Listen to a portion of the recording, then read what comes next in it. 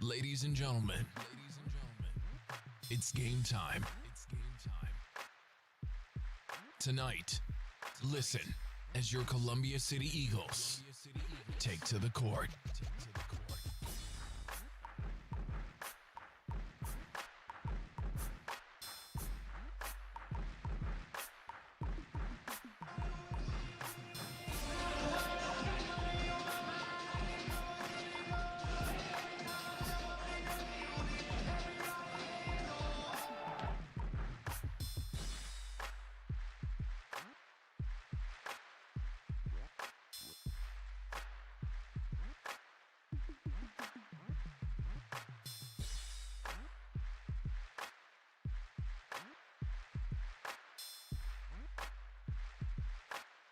Ladies and gentlemen, and welcome to another night of Columbia City basketball. Sean Bledsoe, Sam Bechtold courtside here at Columbia City High School to bring you this NE8 matchup between the Columbia City JV Eagles and the Leo JV Lions. And as of right now, Sam, the JV Eagles are sitting at 5-1 in the conference heading into tonight's last conference game. Obviously, it is a bit tough to figure out the other JV teams in the conference, how they're doing. But you would have to think that tonight for this JV Eagles team, they are still in contention for this NE8 Conference Championship. So tonight is a must-win. Yeah, that's right, and that's at Varsity Ledger. I mean, this is a game you have to win, and you had your future and what was going to happen with your season in the conference in your hands with that Norwell game, and you fell to the Knights, but you have a shot to stay alive and beat the Leo Lions tonight.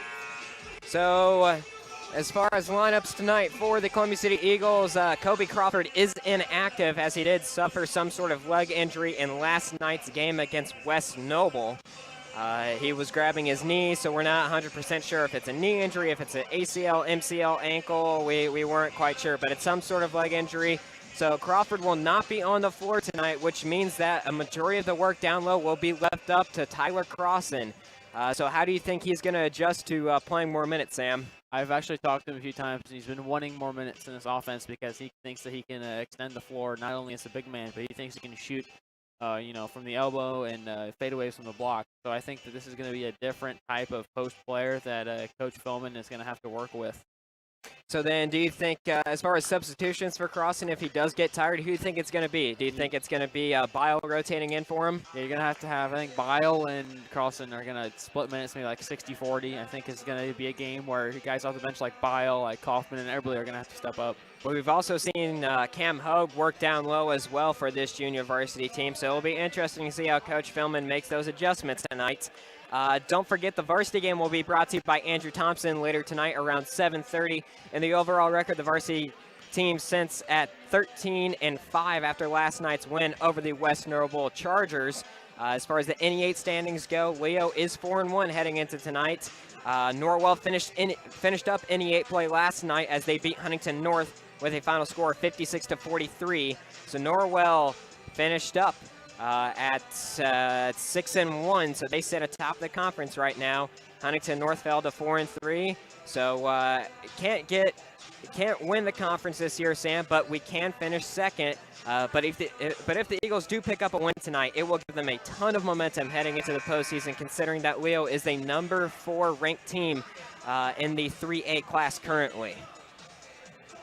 But we'll have starting lineups here coming for you soon. Talking about the Leo Lions, their varsity team, they come into this game 13-2. Their 2 losses came to Fort Wayne Northrop and New Haven. So, I mean, we beat New Haven last week, so this is definitely a winnable game for us. We're just going to have to not get caught in transition, as they do have Bontrager, who is a rather big boy who can run the floor pretty well and play really well in the paint. And yeah, they like to take the air out of the gym with transition, alley-oops, and really just, leave some of the fans that aren't Leo fans disgruntled and upset. As we will have starting lineups here. As my copy is your PA announcer as usual. Your Eagles starting lineup: number 3, Stratton Fuller; number 14, Aiden Denning; number 22, Cam Hogue; number 30, Brady Hartman; and number 20, Tyler Crossan. starting lineups for the Leo Lions, as their numbers are relatively tough to read, as it is black on black. With the dark purple letters, Yeah. the numbers. So starters for the Junior Varsity Lions, number 5, Aiden Furnish, a sophomore. Number 12, a freshman, Solomon Richard. Number 13, a junior, Luke Chappell. Number 24, Eli LaGrange, a sophomore. And number 33, Brock Scott, a freshman for the Lions. So a good amount of variety there in the Lions lineup, anything ranging from a freshman to a junior. Obviously that junior being Luke Chappell, so we'll see how his leadership is brought to the floor here. But, again, the Eagles are without Kobe Crawford tonight, so it will be interesting to see how Coach Philman makes those adjustments. Obviously, we talked about that in the pregame show with how Crossan and Bio may be splitting minutes here. But we shall see. So it'll be Hogue to jump center for the Eagles. And the ref has the ball at center court. There goes the whistle. And ball's up in the air, and it's tapped into Leo's possession. It will be Richard to bring it up the floor. He'll come across the timeline, get down to the top of the key, throw it to the left side to Furnish. Furnish gets down to the left elbow, kicks it out high right. And they'll hand it back over to Richard. Richard gets down to the top of the key, backs it over left side to Scott. Scott dribbling around high left now for the Lions, throws it onto the left wing to LaGrange. LaGrange gets down to the left elbow, backing into the paint, kicks it into the right corner to Furnish. Furnish goes up the arc, and that ball is stolen by Fuller from the Eagles. He's pushing up the floor, down to the box, puts it off the glass. That one rattles around, doesn't go in.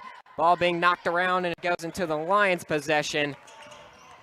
And that is LaGrange. LaGrange going all the way down to the box, puts up a shot, doesn't go in. They get a putback. No, they don't. Short arm that one. They get another putback, though, and that one goes in. Miss Crawford there on that defensive side, getting those boards, as that's going to be a tough task for Crawford, Crossan, excuse me. So Fuller in the front corner now for the Eagles, throws it down low to Hartman, and they'll back it out high left to Fuller and let the dust settle. So Leo leading 2-0 here with 5:50 left in the first as the Eagles have the ball in the front court. Hartman tapped the key, thought about the three, feeds it down low to Crossan behind the back. Couldn't get his left hand there in use on that left hand preferred layup, so he used his right. So we're all tied at 2 as the Leo Lions get into the front court. It is Furnish on the left part of the arc, gets down to the free throw line, dishes it out, top of the key to Richard. Richard waiting for a screen here. He gets it, and he goes down to the baseline before he's fouled. And it's going to be on Tyler Crossan, his first, team's first. What's going to be trouble is if he gets into foul trouble. Very true. So Leo to inbound it just on the right part of the basket. That is Scott. He gets it into the right corner, and they'll swing it up the wing to the top of the key to Richard. Richard dribbling around high right here for the Lions. Gets down into the right corner. And he tries to go baseline before Fuller pushes him back off the play. He reverses to the left side of the floor, gets down to the box, kicks it into the left corner to LaGrange. LaGrange goes baseline, and he's fouled. And Hogue's going to pick up the foul as he took a shot to the face. Hopefully that doesn't knock down one of his contacts. So it'll be LaGrange to inbound it for the Lions. And he gets it into the right block. And turnaround jumper, that one rattles out. Eagles get the rebound. It's Denning pushing up the floor to Fuller. Fuller on the block now, off the glass, short arm that one. Rebound to Furnish. And there's going to be a foul on the play, and that one's going to be on Fuller. Not a great offensive possession there for the Eagles. You have the fast break. I think Fuller was trying to draw a foul. He got his defender up in the air, couldn't get it. And the ref's whistle, and then on the other end, foul out of, I think, anger there. So Lions to inbound it. They're in the backcourt, and they easily get it into the front court. That's Chappell down to the left block, but they'll back it out high left to Richard. Richard dribbling around here on the left wing, gets a screen, thought about the three, then take his dribble, and he'll throw it out. Center court to Chappell. Chappell down to the right wing here, throws it over to LaGrange. LaGrange gets down to the left elbow, into the left corner. Now it's Richard. Richard being pressured by Crossan. Gets into the paint, cuts across, puts up a shot, doesn't go in. Rebound to Hogue there. Hogue's going to throw it out over to Denning. And Denning's going to get across the midcourt stripe down to the top of the key, over to the left wing to Hartman. Hartman thought about the three, didn't take it. Throws it over to the right side to Hogue, now to Fuller. Fuller tries to throw it down low to Hogue, and there's a miscommunication there. Went off the Lions. Going to stay in possession there. So it'll stay Eagle ball with 4:01 left in the first. Eagles and Lions tied at 2. As it has been a low-scoring affair so far. Hartman quickly in the left corner for 3. Back iron, no good. Ball gets tipped out, and it's going to go into Lion possession. So Lions pushing it up the floor into the right corner, down into the paint. They kick it out left wing to Richard before a foul is called. It's going to be a low-scoring affair. You know, we've seen this with all these NE8 matchups that the Eagles play. This is going to be a defensive battle. So Hartman picks up the foul. His first, team's 4th. The Lions to inbound it. They get it into the right corner. They swing it up the wing to Richard. Richard now over top the key to LaGrange. LaGrange penetrates down the left side, kicks it out top the key. That is Scott for 3. Back iron, no good. Rebound goes to the Lions. That is Chappell. Chappell back it out top the key to Richard. Richard down to the right side. They feed it down low to the big man now. And that is knocked away. And it's going to remain Lion ball. Going to be about screening away and finding the mismatch there. And the Lions had the mismatch on that previous drive with with Fuller on the big guy. The Lions to inbound it. They get it into the right corner, and they swing it up the wing, high right to Richard. They feed it down low now to the big man, LaGrange. LaGrange backing in, turnaround Jay. That one goes in. Something we see in all types of basketball. You can teach skill, finesse, but you can't teach height. So Denning at the backcourt being pressured by this Lion 1-2-2 trap. The same exact thing that we run on them, but they get into the front court, crossing all the blocks and scores. You know, since the Eagles run that, they know how to beat it, Sean. 4-4, 3:03 left in the first.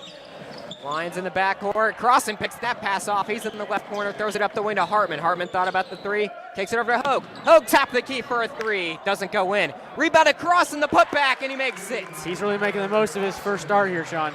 Eagles up 6-4, 2:45 left in the first. Is Richard in the backcourt, and Fuller is going to pick up another foul. It's going to be his second. Team's 5th. I think Ash will come in for Fuller here. Yep, and Ash heads to the scorer's table, and Fuller makes his first exit of the game. I think he's not being, his aggressiveness is great there, trying to force that turnover, but when you have the foul turnover ratio, I think has to be 1-to-1. So the Lions get it into the front court. That is Chappell going baseline, tries to feed it over to the left block to LaGrange before that's picked off by Denning. Denning throws it up the right sideline to Hartman. Back over to Denning, top the key for a 3. That one doesn't go in. Denning was 4 for 4 from beyond the arc last night. Start off a bit cold here tonight. Richard on the other end for a 3 in the left corner. Unlike us, Leo's is really gonna shoot well on those wide open, uncontested shots. So Ash in the backcourt being heavily pressured by this 1-2-2 trap. They swing it over to the right side of Denning. Denning gets into the front court with ease before he's fouled from behind by Richard. So that'll be Richard's first, team's first. You've really got to get Denning and Hartman hot. And Zach Biles going to check into the game for the Eagles. And he is going to come in for Crossen, as we predicted what would happen. They're definitely going to be splitting time here, Sean, especially if fouls become a problem. So Denning throws it into Hogue, back into the right corner to Denning. Denning drives baseline down to the blocks, puts up a shot off the glass, and scores. Great physicality going up from the guard, Denning. So Columbia City on top, 8-7, minute 51 left in the first. Richard in the backcourt for the Lions, gets it into the front court to Scott. Scott throws it down low to Nels, and that goes out of bounds, deflected by the Eagles. Still Lion ball. Great job by Bile and Hogue in the inside there to close that space relatively quickly. There'll be Lions ball. They throw it into the right corner. They drive baseline off the glass and score. So they regain the lead, 9-8, minute 40 left in the first. Ash in the backcourt again, throws it backwards to Hogue. Hogue up the right side to Denning. Denning to the middle of the court to Hartman before they throw it into the right wing to Bile. They throw it out top of the key now to Denning. Denning down the wing, throws it out to the top of the key to Hogue. Hogue over to Hartman in the right corner. Back out top of the key, Hogue. Hogue gets down to the right elbow, down to the block, and that shot is blocked. Goes into Lion possession. They're pushing up the floor into the paint. They put up a shot, rattles around, doesn't go in. They get the rebound and the putback. And they increase their lead to 3. Yeah, that's 1-2-2. You have to stay away from the corners here, and they're not doing that right now. So Eagles into the front court, and Bile travels, turnover Eagles. Gotta limit those unnecessary turnovers here if you want to keep this game within striking distance at all times. And Bile wasn't quite expecting that pass to come to him. I mean, he thought Hogue was just going to push it up the right sideline, as Hogue had all day in front of him. So Richard in the backcourt across the timeline, throws it down to the left elbow to Nels. Nels hands it over to LaGrange, and LaGrange travels. Is that what I saw? No, yeah, I think he just lost the ball there. Lost the ball out of bounds. Okay. He was trying to draw the blocking foul on Bile. Bile took a pretty huge shoulder there. So either way, line turnover. Eagles in the backcourt. It's Hartman going up the left sideline now into the front court. They throw it out. Ash now top the key. Hogue will load up a three, top the key, and nothing but net there from Hogue, and he ties it up. A body there, too, Sean. All square at 11, 25 seconds left. Lions have the ball standing on the Columbia City logo. They throw it down to the right wing to Richard. They feed it down low to LaGrange before that ball is stripped away from him. Goes into Eagles' hands. Hartman into the paint, puts up a shot, short arm. Rebounded Denning. Denning the putback, and he makes it. Great awareness knowing where the ball is at all times, and the Eagles and the Lions have no. So Richard in the backcourt loaded up from half court, and that's going to be short. He had no awareness that the clock was at 6 when he inbounded the ball. No, he had absolutely no idea. Into first quarter action here at Columbia City High School, and the Eagles are on top, 13-11 in this JV contest. And Sam has some underwriters for you. WJHS play-by-play is brought to you in part by ProFed Credit Union, specializing in savings for mortgages, car loans, and business banking too. ProFed Credit Union, 37,000 plus ATMs in 12 northern Indiana locations. In Columbia City, right next to Walmart, new location at profedcu.org. And tonight's game feed is brought to you by Morse's Builders Mart, located at 516 East Van Buren Street in Columbia City, with locations in Huntington, Wabash, Warsaw, and Goshen. Online at morsesbuildersmart.com, serving northeastern Indiana since 1871. Sean Bledsoe, Sam Bechtold courtside here at Columbia City High School, bringing you this junior varsity game. And as of right now, the Eagles are on top, 13-11, heading into the second quarter. And Sam, this is arguably the most physical game that the Eagles have had this year. So they definitely handled it well. The Lions are bringing the same full court pressure that we do. It's a 1-2-2 trap, and I mean, the Eagles have been able to break it relatively successfully. But heading into this second quarter, what do you think the Eagles need to do to increase their lead? I think the Lions in this break understood that they're going to create some mismatches on screens. So they're really going to have to communicate and get off of those screens and shed those. As far as the concern from not having Kobe Crawford tonight, it looks like Coach Philman and the Eagles are handling it relatively well with Crossan and Bile. So the Eagles will have the ball to start the second quarter here. It's Denning standing on the Columbia City logo. Throws it down to the left side to Ash. Into the left corner now, Bile. They throw it back up the wing to Ash, and Ash gets down to the top of the key, kicks it over right side to Hogue. Into the right corner now, Denning. Denning cross-court pass over to Ash. He'll load up a three. Short arm that one. That ball gets knocked around before it goes into Lion possession. Lions pushing it up the floor. They kick it into the right corner. That's Richard for three. Short arm that one. Rebound to Hogue there for the Eagles. He's going to throw it up the floor to Hartman. Into the left corner now, Ash. And Ash is going to throw it down low to Hartman, who drives and draws the foul. I think in this second quarter here, they're going to try to get that box score and that foul column up for the Leo Lions. Will be the first trip to a free throw line tonight, and it's for the Eagles. As Hartman sets, fires, and makes the first one to increase the Columbia City lead to 3. Hartman's second free throw here with 6:19 left in the second, and he makes it. 2 for 2 at the charity stripe so far for the Eagles. Lions need to get a 2 or a 3 here to just keep this one possession game. So Richard into the front court, gets down into the right corner, feeds it down low to the blocks to LaGrange. LaGrange backing in, turnaround Jay, that one goes in. I think you have to get somebody else than Ash to guard LaGrange there. So Denning in the backcourt here, 6 minutes left, gets across the timeline. He's just dribbling around here with Richard pressuring him, gets a screen from Hartman. And Denning still being hassled there high left. He goes down to the right side of the right wing, swings it over left side to Hartman. Hartman, and that's a charge on Hartman. So I believe that is his second, team's 6th. That's one away from the bonus, and that's not good with almost almost 5:45 left in this half. As Crossan checks back into the game for Bile, as the Lions only have 2 fouls. They can be as scrappy as they want right now. They can. So Richard into the front court, feeds it down low. They back it out, up the wing to Richard, swing it over left side now to LaGrange. LaGrange into the left corner to Johnson. Johnson holding here. Swings it out top of the key to Scott, over to the right side to Richard now. Back over left side to Johnson. He goes into the corner, but then goes back up the left wing. They feed it back down into the left corner to Scott, who cuts across the paint. Hook shot there, doesn't go in. As bodies hit the floor here, and they're going to call a jump ball.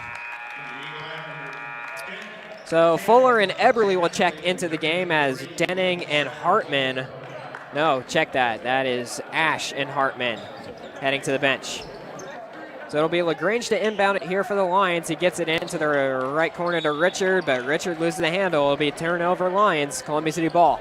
I think Stratton Fuller here for the rest of this game is going to play very passive, as you really don't want to have your 4th foul and going into halftime. So Eberly throws it in to Denning. Denning across the Columbia City logo here, calling out the play. Dribbling around with Richard, pressuring him here. Gets down to the top of the key, swings it over to Hogue. Hogue back out, top of the key, swings it over right side to Fuller. Fuller jab steps, gets down to the free throw line, kicks it over to Eberly into the left corner now, Denning. Denning being hassled by Richard. He goes baseline before he's double teamed. He kick it out back top of the key to Crossan. Now right wing, Hogue. Hogue puts it on the floor and puts up a shot, and he's fouled. Didn't make the shot, but he'll be heading to the free throw line. Yeah, great offensive possession there, understanding how to finally find cracks in this the Lions defense, and passing and dribbling off the screens. So it'll be Hogue at the free throw line for the Eagles. And he makes the first one. And let's see, that's going to be Chappell checking back into the game, as well as Furnish for the Lions, as Richard is going to take his first exit of the game. The Hogue second free throw. That one rattles around, doesn't go in. As Columbia City's leading 16-13 here, 4:35 left in the second. Lions bringing it up the floor here, high right. They swing it over high left to LaGrange. LaGrange down the left part of the arc, and that is picked off by Hogue. Hogue throws it over to Eberly, back over to Hogue. Hogue down the right sideline into the right corner to Crossan, and then before they back it up the wing, top of the key to Denning now. Left corner now, Eberly directing traffic, throws it out top of the key to Crossan, back into the left corner, Denning. Denning gets down to the left elbow, kicks it out top of the key. Hogue for a 3. Back iron, no good. Rebounded Denning there. Denning on the left wing, throws it down to the baseline, the Crossan mid-range jumper. That one doesn't go in. Rebound to Hogue, and he's fouled. Back-to-back offensive rebounds there for the Eagles, and his trip to the free throw line. So Hogue will make his second trip to the free throw line tonight with 4 minutes left in the second, as Columbia City's on top, 16-13. As he sets, fires, and back iron no good on the first one.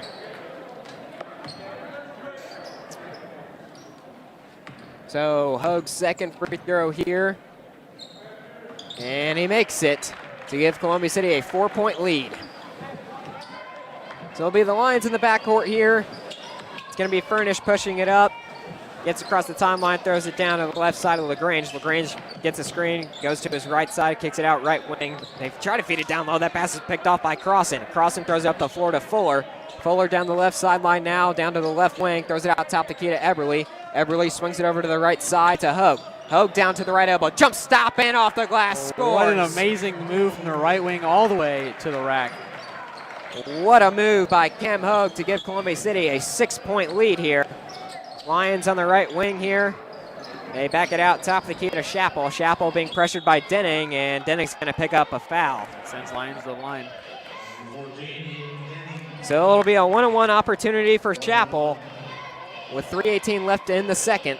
You can always tell how disciplined a team is based on their free throw percentage, and that's something we saw last night with the Chargers. I don't think they were disciplined, and you saw that. Yep. So it'll be Chappell with the 1-on-1 opportunity here for the Lions. Their first trip to the free throw line tonight. As he sets, fires, and makes the first one to cut into the Columbia City lead. Chappell's second free throw, and he makes it. Columbia City lead is down to 4 Hogue in the backcourt here for the Eagles. Hands it over to Eberly. Eberly being double teamed, gets it to center court to Hogue. Hogue's got 2 men chasing behind him, throws it into the left corner. Fuller for shot fake before he nearly traveled there. Kicks it out to Hogue, top of the key. Denning now right wing for 3. That one rattles around, doesn't go in. Rebound to Fuller. Fuller loses the handle, and that goes out of bounds. It'll be turnover Eagles, Leo Lyon ball. He was all over that ball, though. He was on the hardwood. That's like to do that. He had the possession, bobbled it, and then bodies hit the floor, and he tried to throw it out to Hogue on the left side. Just Hogue wasn't expecting it. So Lion ball here with 2:45 left in the second. They get it down to the left wing at Decker. Decker tries to go baseline before Fuller shuts that down. They kick it into the left corner to Furnish. Furnish drives, and they're going to call another foul on Columbia City. That one's going to be on Cam Hogue. And it'll be another one-on-one opportunity for the Lions. The reason the Lions are going to stay in this game is because the Eagles just keep adding fouls to the box score. So the Lions make that first free throw. Can't quite tell who's at the free throw line. That is Furnish. As the numbers are kind of hard to read. They got black jerseys with black numbering, just with the purple trim. So Furnish makes the second free throw to bring Leo within 3. So Eberly kicks it up the left side to Denning. Denning back over to Eberly on the right side. They get it across the midcourt stripe. Fuller now down to the blocks on the right side, puts it off the glass and scores. Great way to get your defender up in the air with the pump fake, and then uses the left hand to roll it in from the right. He goes over then under. You give Columbia City a 4-point lead here. So Lions into the front court here. That is LaGrange. LaGrange gets a screen at the top. The key gets down to the left elbow, kicks it over left side. That's Furnish for a 3. That one doesn't go in. And Columbia City is going to pick up another foul. That one's going to be on Fuller. That's going to be his 3rd, I believe. Team's 9th here in the first half. That's 3rd or his 4th? I think it's his 3rd. As Ash is going to check into the game for the aforementioned Fuller. So Decker at the free throw line for the Lions. Another one-on-one opportunity, and he short-armed that one. Ball gets tipped around before they're going to call a jump ball, and that's going to be Lion ball. Cam Hogue wanted that whistle not to be blown for a few more seconds because I think he was going to rip that one out. Yep. As we'll see Bile check into the game for the Eagles. He's going to come in for Hogue. Just kidding. There was a ref error. It's going to be Eagles ball with the arrow. Okay, yeah. They just didn't switch the arrow back over from the last time. So Ash in the backcourt for the Eagles. 2 minutes left in the second. He's going up the left sideline before he's fouled there, and that's going to be Furnish picking up the foul. As the Columbia City natives cheer as the refs finally called a foul there. As we'll see. It's Mr. Fuller cheering there. Yep, as Gustafsson checks into the game for the Lions. Eagle ball right now, Denning into the front court. Hands it over to Ash, high right. Ash dribbles around, throws it over left side to Bile, back out top of the key, now crossing, swings it into the right corner. Ash, he penetrates before he's backed off the play, throws it back into the right corner to Eberly. Down low to the baseline to cross court pass, top of the key to Ash. They swing it back over to Denning. Back over to Ash now. Back over to Denning, left wing for 3, and he makes it nothing but net from Aiden Denning. If he gets it hot, it's trouble again because we saw what he could do against West Noble. Columbia City up 24-17, minute 22 left here in the second quarter. Gustafsson on the left wing, throws it up the wing, top of the key, now to the right side to Furnish. Furnish backing in to the right elbow, gets down to the blocks before that ball's knocked away from him, goes into Chappell's hands. Now into the right corner. That is LaGrange, and he puts up a shot in the paint. That goes. No, check that was Scott. So Scott with the bucket. Eagles on the other end of the floor. That's Denning on the left wing. That ball's knocked away from him, and they're going to call Leo foul. Sam Ash almost went coast to coast on inbound off a 1-2-2 trap. Yeah, he did. As Brady Hartman's going to check back into the game for the Eagles, he's going to come in for Sam Eberly. With 53 seconds left here in the second. Columbia City on top 24-19 in this JV contest. Aiden Denning to inbound it for the Eagles. Gets it into the backcourt to Ash. Ash back to Denning, high left. They throw it down low to the elbow to Crossan into the left corner now. Hartman, he drives baseline. Throws it over to Crossan on a cut, and he just misses that layup. And Crossan's going to pick up a foul there. Puts him in the double bonus now. So now the Lions will have 2 free throws here, as all their free throws have come off of fouls not in the shooting motion. And they make the first one. That is LaGrange there. So LaGrange cuts into the Columbia City lead with that first free throw. Second free throw, he sets, fires, back iron, up good. Rebound goes to Ash for the Eagles, and he'll hand it over to Denning. Denning into the front court to Hartman. Hartman's going to hold it high left here with 30 seconds left, as he's going to be pressured there by LaGrange. They throw it out high right to Denning, back over to Hartman, high left. Can't get sloppy on the top of the key here with your passes. And Hartman throws it out top the key to Ash, over right side Denning, back over left side Hartman. Hartman with 15 seconds left. The Eagles definitely going to hold for one here, as Hartman and Denning just play catch here. He gets down into the paint, puts up a shot, and he's fouled. Hartman's going to head to the free throw line again. So that foul is going to be on Scott. And Hartman's going to check. He's going to go to the free throw line. He sets, fires, and he makes it. And Caden Kaufman's got shooter, so he's going in for Hartman. Just got to get speed there to get back. And Eberle's going to check into the game for Crossan.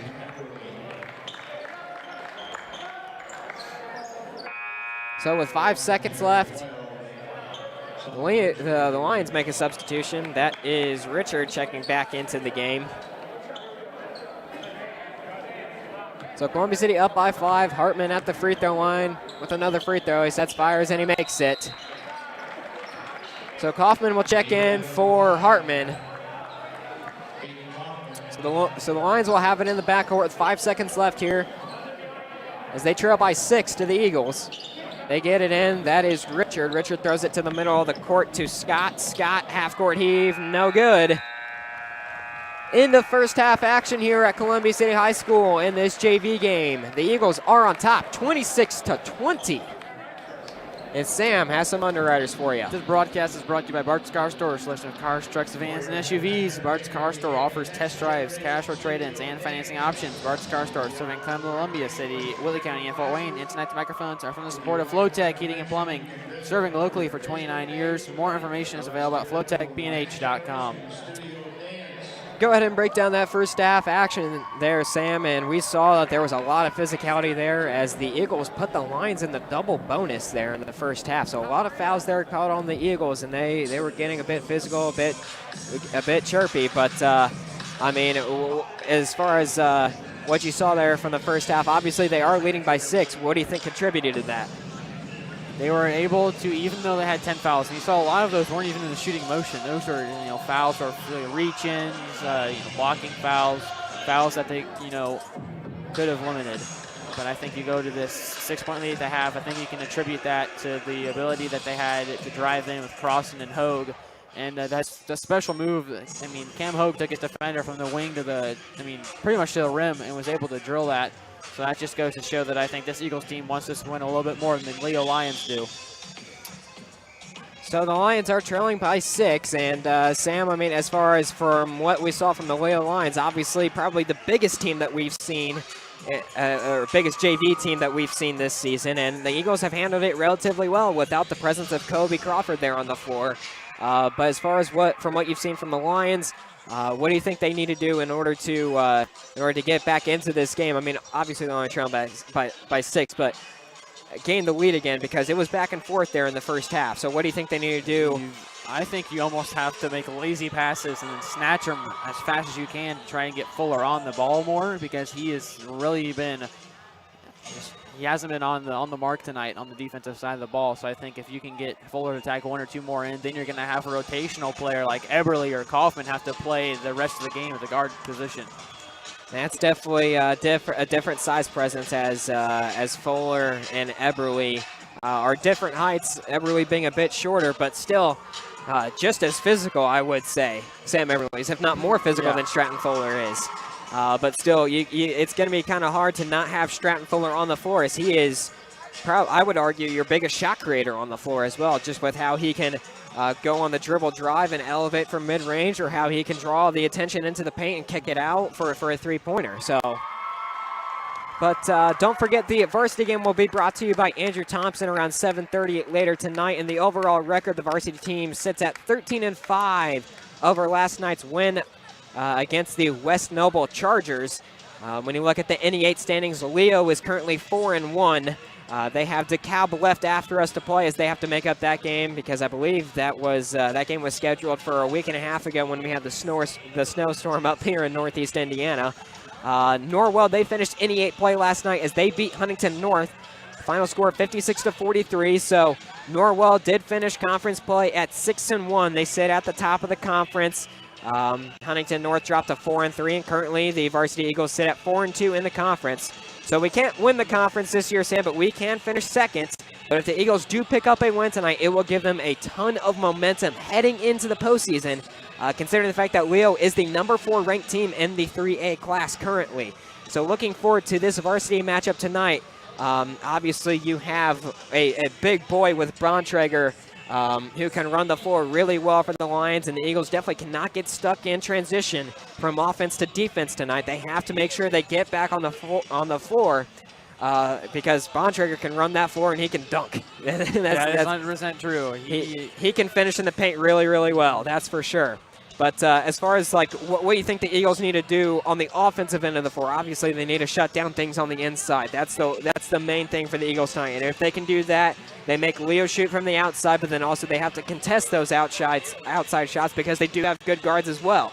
But on the offensive floor for the Eagles, what do you think they need to do in order to put up points and match that Leo Lions offense? Yeah, protect the ball more than you ever have.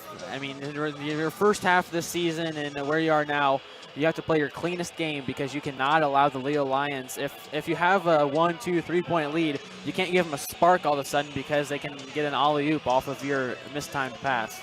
That, and we just can't get into foul trouble. I mean, we can't have Spellman or any of our big guys like Hedrick, because Hedrick has taken on the role that Crawford once had, is playing down there. We saw that last night against the West Noble Chargers, with just the fact that Hedrick was kind of wrestling down there with the big boys on the blocks, and he's not the tallest guy by any means, but he's just as physical as anybody else on the floor. So it's definitely going to have to, the Eagles are definitely going to have to rely on Spellman and Alex Hedrick down low in order to defend the hoop from Bontrager. So that's definitely something that they're going to have to watch. They're going to have to watch foul trouble. Rhett Wilson is probably going to get a lot of minutes on the floor defensively, because, I mean, he is the defensive player of the year so far this year. I mean, I told Coach Thompson a week ago, I was like, if you total up the number of charges that kid has taken, it's probably the most out of any player in the state of Indiana. That's how he can get more and more playing time, I guess, is, hitting the deck after, drawing that. Yes. Talking about other Columbia City news, we're going to start with swimming. Eagle swimmer Emma Johnson competed in the 100-meter breaststroke last night at the state finals. Sadly, she did not make it to the final. She didn't advance through her heat, but still, congratulations to Emma on an amazing season. Talk about Columbia City wrestling, as those boys had semi-state at the Coliseum in Fort Wayne today. Let's see if we can find it here. We had 5 wrestlers head to semi-state: Jaden English, Gorey, Maggard, Clifford, and Sanderson. So Jaden English finished his sophomore season with a loss in the first round of semi-state. Sanderson, he lost in the first round there at semi-state. Maggard won his first match, and he gets a second period pin in that first one to advance to the second round. Justice Gorey won 10-3 to advance to the second round. Ian Clifford got a second period pinfall. He was 1 win away. Maggard won his second match 10-1. He's headed to Indianapolis for the state finals. Gorey lost 4-3 to end his junior season. He still has one more year, I believe. He's gonna be a threat, and he's a tank on the mat. And then Ian Clifford, in his second match, he got a second period pinfall. He's headed to Indianapolis as well. Maggard dropped his semifinal match. He was wrestling for third. Clifford won. He got a first period pin. He is wrestling for the semi-state championship. And then Maggard drops his match in overtime to finish 4th. That just came in. So even though Maggard finished 4th, he is still heading to the state finals in Indianapolis, as well as Ian Clifford. So we will have 2 seniors making the trip down to Indy. So that is exciting news there for Eagle Wrestling Nation, as we had the Lady Eagles go down. I think it was a couple weeks ago, or it may have been a month ago. I'm not 100% sure, but we had Haley Thompson wrestling for a state final, for a state championship. She lost in that finals match in overtime, but still, what a week, or what a year for this Columbia City wrestling program. I mean, both boys and girls, they did a really, really good job this year, Sam. Yeah, that's right, Sean. So, Columbia City signings before we head into the second half. Cole Mosier, he signed to play Division I football at Ball State on Wednesday of this past week, so congratulations to him. Look forward to see what he does at Ball State. But we have both junior varsity teams on the floor here, ready for second half action. But Sam, I mean, going into this second half, the Eagles have a 6-point lead. They're leading 26-20. But in order to win this game, obviously they have to stay out of foul trouble, as Fuller already has 3 fouls here. So that's definitely something that they're going to have to watch. I mean, they put the Lions in the double bonus in mid-first or mid-second quarter there in the first half. So that's definitely something that they're going to have to watch. But in order for them to pull out this win tonight, what do you think they need to do? I think both teams just have to understand that fouls aren't going to be their friend, especially I think both guards on both sides. I think you can look at Aiden Furnish and Solomon Richard are both going to have to play clean games for the Lions. And I think that goes on the other side, that Fuller, especially himself, brings a certain type of intensity to the backcourt, and that's something that they really can't lose if they want to try and beat this conference foe. So Eagles still potentially playing for a conference title here tonight, as we are not 100% sure of the Knights' record in the conference. So tonight, again, is a must-win for these Eagles if they want to have a shot at winning this conference title, because obviously they don't have a postseason. You know, you have to set your goals, and obviously a conference championship is one of them for Coach Philman. As teams take the floor here, and it will be Lion ball to start the second half, and it will be LaGrange to inbound it. And we have the clock set at 7 minutes here, and we are underway here for the second half in this JV contest between the Leo Lions and the Columbia City Eagles. And the Lions quickly have a turnover in their front court. Pass was picked up by Crossan, and he'll hand it over to Fuller. Fuller into the front court now. Picks up his dribble, high right. So looking for somebody to hand it off to. He gets it over to Hogue. Hogue into the right corner before he's shoved off the play. He'll back it out. Top of the key to Crossan. Now left side Fuller. Fuller penetrates, kicks it out. Top of the key for Hogue. Pump fakes the 3. Drives into the paint. Dishes it over to Fuller. Fuller stuck on the block now. Will kick it out. Left wing to Denning. He'll elevate, fire from mid-range. Back iron, no good. Ball gets knocked around, and it goes into Lion possession. It's going to be Furnish pushing up the floor. That ball gets knocked away from him by Hartman, straight out of bounds. And it'll remain Lion ball. So far for these first 46, 45 seconds, the Lions are just playing uninspired basketball right now. So Lions to inbound it, and they get it in to Richard, top of the key. Richard dribbling around, throws it over left side to LaGrange. LaGrange pump fakes the 3, penetrates, kicks it out high right to Chappell. Chappell down into the paint to the big man Scott. Scott backing in, turn around Jay, and that gets the roll. You can't ask Cam Hogue to be any more straight up and down there. So Fuller in the backcourt.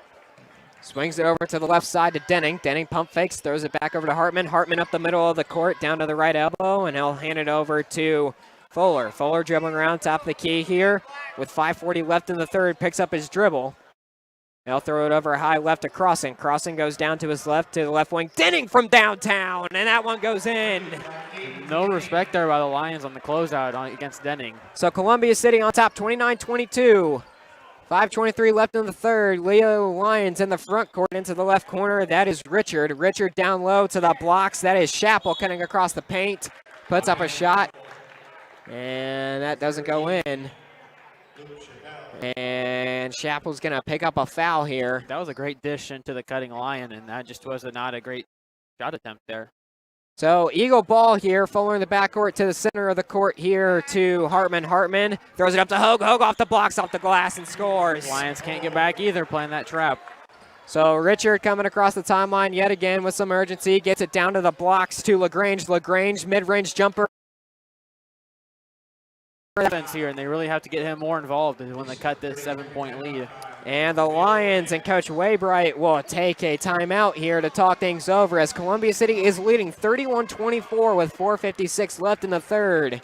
Sam has some underwriters for you. WJHS and this sports broadcast is brought to you by Culligan Water. For home or business, Culligan offers sales and rentals of water softeners, water coolers, water testing, and bottled water delivery. Culligan Water online at CulliganColumbiaCity.com. And tonight's game is brought to you by the attorneys at Myers, Huckemeyer, and McNagny, LLP, located across from the post office in Columbia City. They're on the line at 260-248-2224 and on the web at capitalwwhitleylaw.com. Sean Bledsoe, Sam Bechtold courtside here at Columbia City High School, bringing you this JV game. The Eagles are on top right now, 31-24 with 4:56 left in the third as teams break huddle from the Leo Lion timeout. And the Lions are gonna call off the full court press here as Fuller gets into the front court, flips it over left side to Denning high left. Denning looking for something, flips it back over right side to Fuller. Fuller down to the right wing before he picks up his dribble, throws it into the right corner to Hogue. Down low to cross it on the block. Cross-court pass. Hartman left corner for three. Bingo, there it is. That's a 10-point lead now for the Eagles, but they have to get back on defense. Richard quickly into the front court, into the left corner, and he'll back it out and go up the wing to the top of the key. Feeds it down low into the left corner to LaGrange. He goes baseline, kicks it back out to Scott. Scott tries to penetrate before he's backed off the play by Crossan. And he'll throw it over to Richard standing on the volleyball line. He'll hand it over to Furnish on a weave, and Furnish loses the handle, and it's going to be turnover there for the Lions. Eagle ball. Even if Furnish saved that, Fuller was all over that. So Eagles on top by 10, 4:10 left in the third. Fuller across the midcourt stripe, throws it over right side to Denning. Denning back over left side to Fuller. Fuller thought about the three, didn't take it, flips it back over Denning. Denning penetrates down to the blocks in the paint and off the glass and scores. Really expecting Brock Schott to really put his presence in the paint there and try to contest that shot, but there was just no contest. So Eagles up by 12 as Richard goes into the front court for the Lions yet again. Gets down to the right wing, gets a screen, reverses to the top of the key, and Crossan's going to pick up a foul there. That'll be Columbia City's first foul of the half with 3:41 left in the third. And LaGrange is going to inbound it here for the Lions. He gets it down low to the blocks to Nels. Nels holding on the baseline. And he'll back it out right wing to Scott. Scott penetrates. He's got Crossan all over him before he backs it out top of the key to Richard. Richard down low to Nels, and he throws an errant pass. Turnover for the Lions. And Leo Lions have to have a double-digit turnover margin right now. I mean, the Eagles have kept it pretty clean with their passes, and that's exactly the opposite of what Leo has done. Fuller into the front court, 3:20 left in the third. He flips it over to Hartman. Hartman tries to penetrate before Richard makes him pick up his dribble. He swings it over right side of Fuller. Fuller into the left corner to Hartman for three. Back iron, no good. Ball gets knocked around, and it's going to go into line possession. That is Scott pushing up the floor. He goes into the left corner to LaGrange. LaGrange goes baseline, kicks it out. Left wing, Scott for three. Back iron, no good. Ball gets battered around, and it goes into Hartman's possession for the Eagles. He's going to flip it up the floor to Denning. Denning to the left wing. Cross-court pass to Fuller, and they swing it up the wing to Hogue, who penetrates in the paint and scores. Both the Lion bigs on the blocks just don't want to get engaged on the defensive side in the paint. So all of a sudden, the Columbia City offense has exploded, and they have a 14-point lead here in the late third quarter. Lions on the right wing, they feed it down low to the big man. Scott off the blocks, puts up a shot, doesn't go in, but he gets the put back. That was a good follow-up shot there. Always follow your shot, especially if it's just you and your defender. The Lions are not bringing the full court pressure still as they are trailing by 12. It's Hartman in the left corner here for the Eagles in the front court. So he penetrates down to the left elbow, kicks it out top of the key to Hogue. Hogue penetrates down to the right elbow, kicks it over to Fuller. Fuller gets down into the paint. Hands it over left wing to Hartman. Back over to Denning, left corner for three. Bang, there it is. He gets hot, and it's always bad news for the opponent, Sean. And Coach Philman is going to take a timeout here as Columbia City is on top 41-26 here with a minute 49 left in the third. And Sam has some underwriters for you. Known for bowling, celebrations, and parties, and they're famous fried fish. Thank you to Maine Bowl in Columbia City. And now only at Maine Bowl when the Eagles win at home, there's free bowling for students after the game with ID. Maine Bowl in Columbia City, 2 blocks south of Van Buren on Main Street. WJHS Sports is also brought to you by the special occasions made at TNT Floral Shop. For weddings, anniversaries, birthdays, and love and gifts, delivery and pickup are both available. For more ideas, these can be seen at TNT Floral Shop on Facebook and on Instagram. Sean Bledsoe, Sam Bechtel courtside here at Columbia City High School, bringing you this junior varsity game. Eagles are on top, 41-26, and Coach Philman called a timeout. So he'd like to talk a couple things over with his guys as they have a commanding lead here in the late third. But Sam, what do you think Coach Philman talked to those guys there in the huddle? Keep your foot on the pedal. This is an NE8 opponent. You want to take as much air out of this JV roster, I think, as you can. Once you double them up, you go off the dogs. So it'll be Lion ball here coming out of this Eagle timeout. And it's going to be Johnson to throw it in. He gets it in to Richard. Richard quickly across the midcourt stripe into the right corner to LaGrange. LaGrange feeds it down low to Scott. Scott backing in, kicks it over to Richard, right corner. He drives, throws it over to a cutting Nels, and he gets an easy bucket. I was expecting him to throw that down. He got up there a ways. So Hogue in the backcourt throws it over to Denning. Denning dribbling through this full court press. And he'll hand it over right side to Hogue. Hogue into the right corner of the crossing. Back up the wing to Hogue. Into the right corner now, Denning. Denning dribbling in the right corner.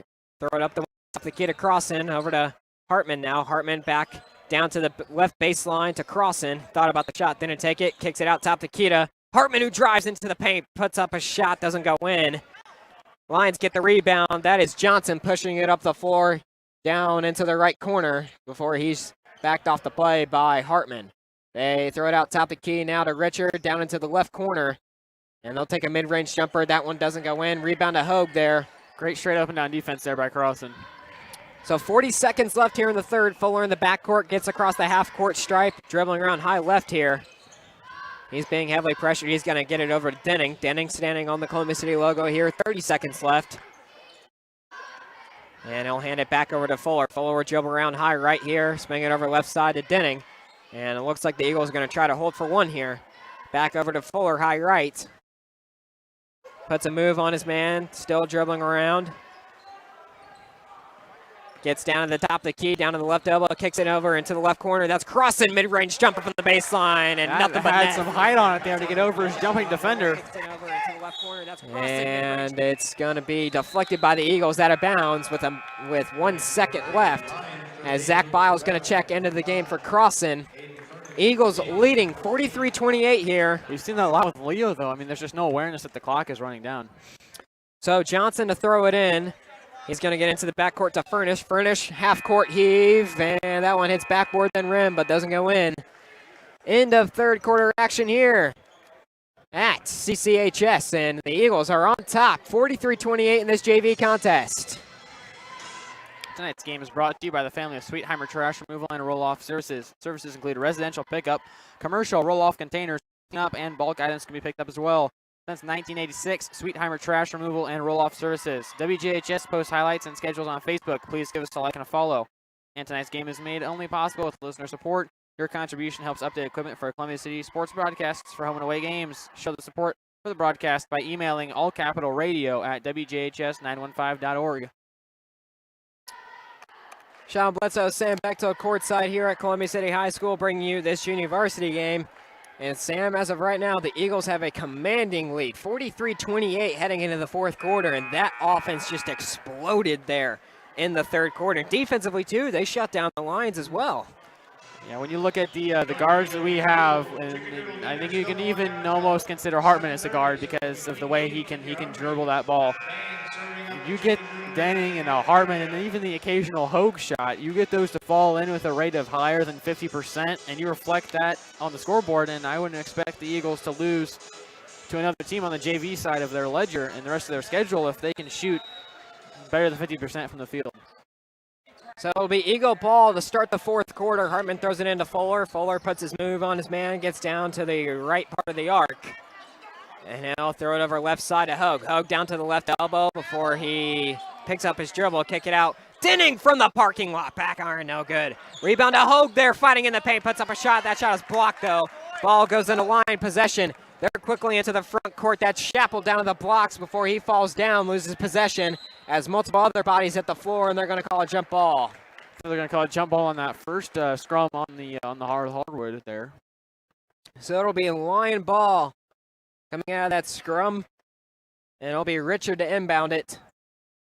Just under the right part of the basket, throws it into the right corner to Scott. They throw it up the wing to Johnson, back into the right corner. Richard for a three, rattles around, doesn't go in. Denning gets the rebound. He's going to push it up the right sideline and let the dust settle. Richard has to be having an off night because he's taking a lot of those shots I think would normally fall for him. So Fuller into the left corner to Hartman. Hartman goes baseline down to the blocks, and before that ball's knocked away from him, but he's going to get fouled. And he's going to head to the free throw line. Something that we've seen that's different in this this second half is so far been a cleaner game for your Eagles. So Chappell's going to pick up the foul there for the Lions. And Hartman's got 2 free throws at the charity stripe. He sets fires, makes the first one to increase the Columbia City lead with 6:07 left in the fourth. And Hartman's second free throw here. He sets fires, and that one rattles out. And the Lions get the rebound. It's going to be Scott pushing up the floor across the midcourt stripe onto the left wing to Richard. Richard to the top of the key. Throws it down low to the blocks to Scott. Scott backing in, kicks it out. Richard top of the key for a three. And that is an air ball, and it goes out of bounds. You got the mismatch with their big guy shot on Stratton Fuller. I don't know why they don't try to exploit that more, instead taking an ill-advised three. As Ash is going to check into the game for Aiden Denning. As Denning has had the hot hand for the past 2 games. So the Eagles in the backcourt, it's Bile. He gets it over to Hartman. Hartman quickly into the front court, down to the blocks, off the glass, and scores. You know, if you're going to run that a very aggressive 1-2-2 trap, you have to be able to get back on defense, and your trap must not be that good if you can just dribble right through it. So Richard again into the front court, down to the right part of the arc, down to the right elbow, throws it down low to his man Scott, and he overthrows him. Another turnover here for this Lions team. I'm very positive now that the turnover differential, if when the Eagles JV squad gets their stat wrap of this game, is going to be you guys took care of the ball significantly better than your opponent. So Kaufman checks into the game for the Eagles as well as Ash. Ash in the backcourt here has got a man chasing behind him. He's got a couple of numbers here, 2-on-2, before that ball is knocked away from him from behind. It goes into Scott's possession. Scott pushing up the floor for the Lions, top the key here, and he'll hand it over left side to Johnson. Johnson on the left wing, back out top the key, down into the free throw line, and he'll kick it out top of the key. Scott for three, front rim, no good. Rebound to the Lions there, down low, that is Furnish who draws a foul, and he'll be heading to the free throw line. I think we got to use Furnish and shot more for the rest of this game for the Leo Lions and just try to exploit anything you can inside. As Hartman picks up that foul for the Eagles. Furnish's first free throw, he makes it. As we'll see LaGrange and Nels check back into the game for the Lions. So Furnish's second free throw here. Sets, fires, and back iron, no good. Ball goes into Hartman's hands. And with 5 minutes left here in the fourth quarter, Columbia City is on top by 17. Into the left corner now, Kaufman. He gets down to the left elbow, elevates, fire, right jumper, and he knocks it down. That might be his first points of the season there for Kaufman. So Kaufman with nothing but net bucket to give Columbia City a 19-point lead before LaGrange drains a three from the left part of the arc there to cut into the Columbia City lead. 4:30 left here in the fourth. Columbia City on top, 48-32. Kaufman into the paint, kicks it into the right corner. Ash for three, and he buries it. No help side defense there by the Lions off the ball. Richard now into the front court. Throws it down low to the blocks to Nels. Nels backing in, turnaround jumper. He short-armed that one. Ball goes out of bounds, and it's going to be off of Columbia City. Still playing ball. Another another hot shooting night for this Eagles team. It is. They have been on fire from in the paint and from the perimeter. And the Lions inbound it. Scott in the left corner feeds it down low to LaGrange backing in. Nels gets the put back. Great job by Nels to follow his teammate's shot. So 4:03 left in the fourth. Columbia City on top, 51-34. Hartman holding high left, flips it over right side to Hogue. Into the right corner now, Kaufman. Kaufman flips it back up the wing to Hogue. Tap the key here, Bile. Bile throws it down low to a cutting Hartman, and he let him too much. So it'll be turnover for the Eagles as Sam Eberly checks into the game for Brady Hartman. Too much zip on that. I think Bile could have given him a bounce pass there, and he could have gathered that off the bounce and almost caught that midair during the shot. So it is Lion ball here with 3:45 left in the fourth. Furnish into the front court, throws it over to the right part of the yard to LaGrange. LaGrange flips it over left side to Richard. Richard dribbling around on the left wing, feeds it down low to big man Nels, and it looks like it's going to be a Columbia City foul. And I think that one's going to be on Kaufman. Yep. So I believe that'll be Kaufman's first, team's third here in the second half. The Lions will inbound it just under the left part of the basket into Nels. Turnaround jumper in the paint. Too strong. Rebound there to the Lions. They flip it over to LaGrange on the right block and an easy layup. Biles got to put up on it. So Kaufman in the backcourt gets quickly across the midcourt stripe, throws it into the right corner to Ash. Ash cutting pass to Kaufman into the left corner to Eberly as they had a shot opportunity, but they didn't take it.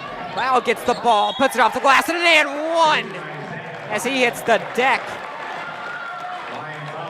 But Bile will head to the free throw line for the old-fashioned three-point play. Well, it looks like a flop, but I think he slipped there.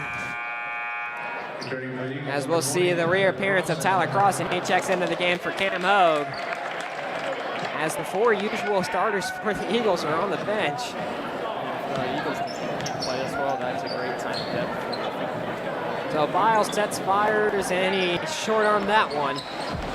So 3:07 left in this game. Richard into the right corner for three for the Lions, and that one rattles around, doesn't go in. Rebound to Crossan. Crossan tries to throw up the floor before that's picked off by Richard. Richard dribbling around high right. Throws it down low to the big man Nels. Nels backing in, kicks it into the left wing to LaGrange for three. Rattles around, doesn't go in. Ball hits the floor as well as bodies, and they're going to call a jump ball. Can't get sloppy here with your reserves in the shot. 2:46 left in the fourth. Columbia City is on top, 53-36 here in this JV contest, as we see some of the freshman players coming back from their freshman game, so hopefully we can get some results on that one. But right now it's Eagles in the front court, into the left corner. Bile thought about the three, didn't take it though. They swing it up the wing to the top of the key to Eberly, and Eberly throws an errant pass. That's going to be turnover Eagles, line ball. See with these new guards is that they aren't as confident as the starters are, Fuller and Denning and Hartman. They're really going to have to clean up these silly errors. 2:30 left in the fourth. One sitting on top by a lot. As it's going to be LaGrange bringing it up the floor for the Lions. Gets down top of the key, throws it over right side to Steininger. Steininger throws it down low to Scott. Turnaround Jay. That one goes in. Lions, looking back at the film, realized that this game would have been a lot closer if they would have went at Crossan more and more, I think, because Crawford would have shut that down. Ash quickly on the other end, left wing for three, doesn't go in. Crossan gets the rebound. They back it out to Ash. Ash penetrates, mid-range jumper. That one goes in. So Columbia City on top, 55-38. Minute 55 left here in the fourth. LaGrange going coast to coast, puts it up, doesn't go in. Eberly jumps through the roof to get that rebound, and he'll let the dust settle and bring it up the left sideline. He's going to run into a double team here, flips it into the left corner. Ash goes baseline, throws it to a cutting Bile to Crossan on the block and scores. Great ball movement here by the Eagles, and we've seen it all night long. So LaGrange again bringing it up the floor. And what do we have here? Substitutions. Interesting. During a live ball, okay.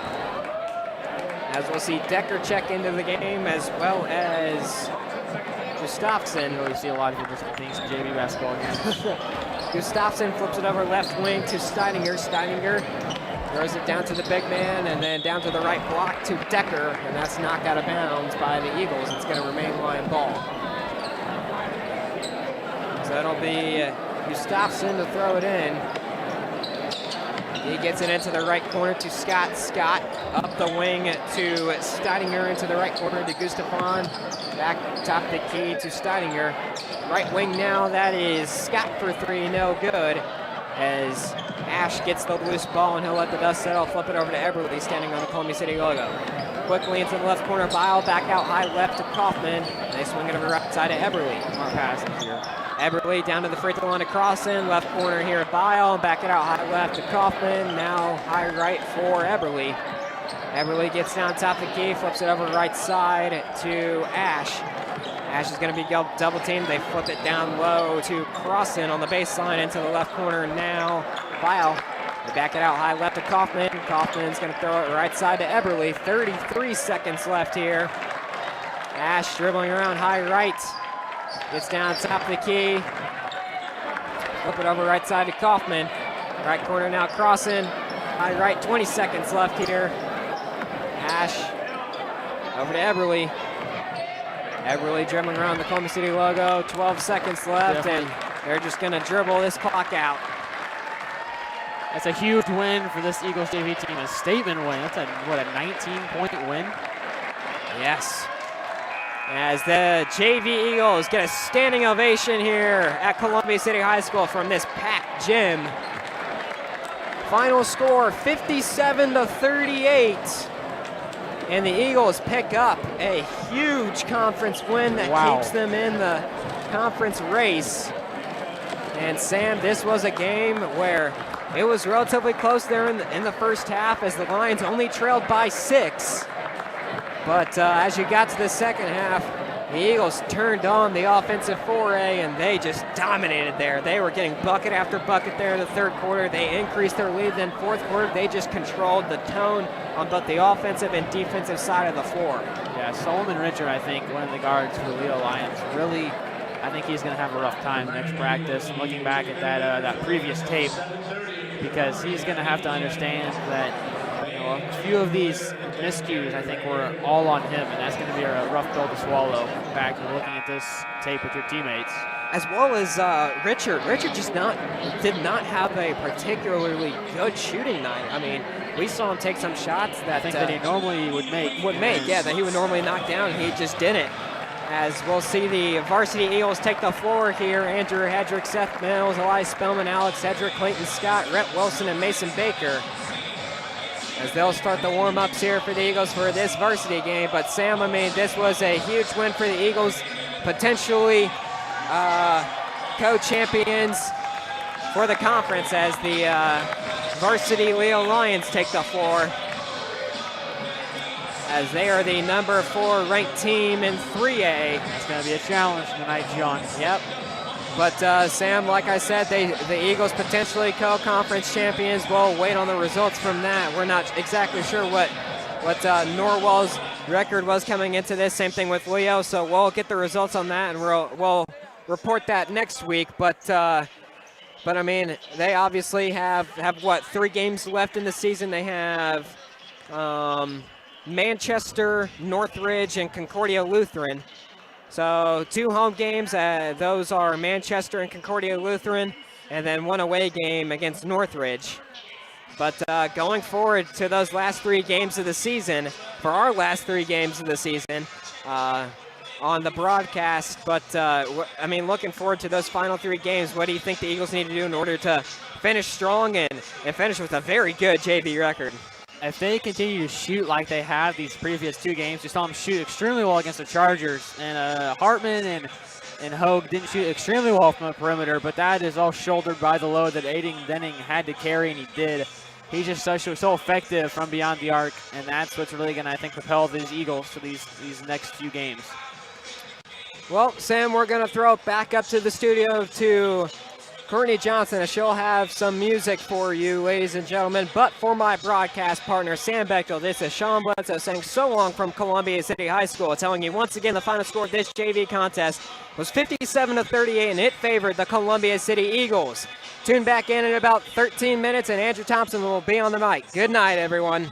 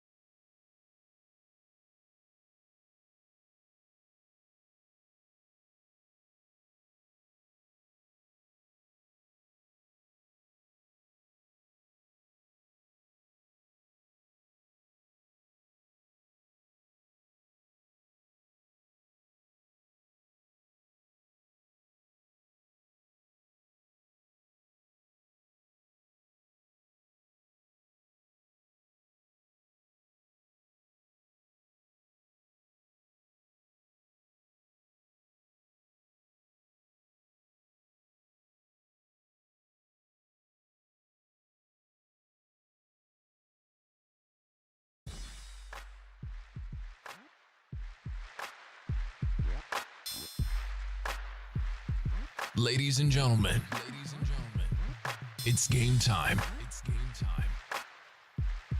Tonight, listen as your Columbia City Eagles take to the court.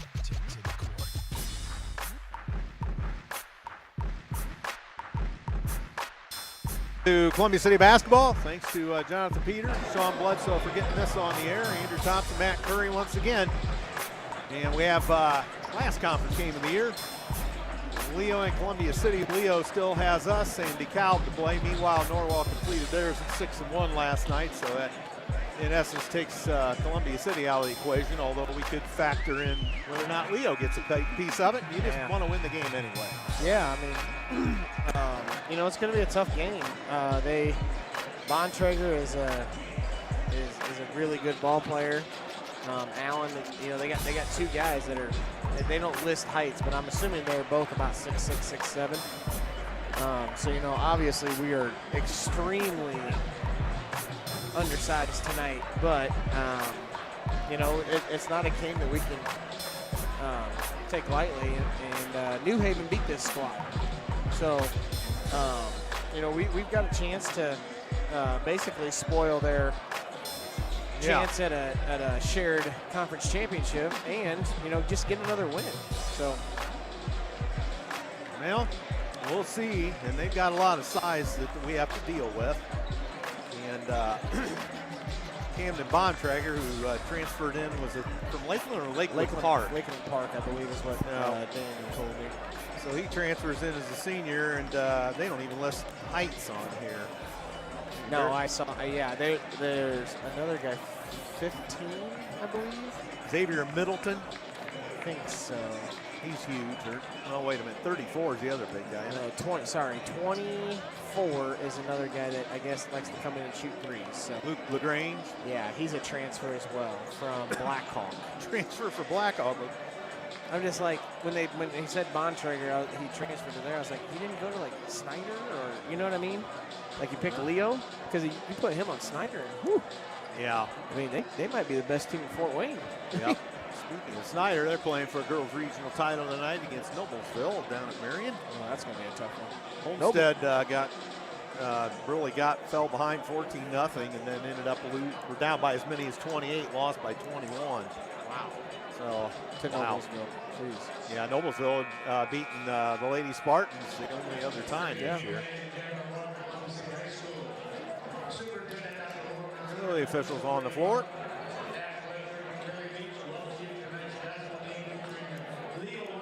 Now what's his name? Dang it. I just met him a couple weeks ago at Huntington University game. I got to do better about remembering names. So they're going over all the ground rules.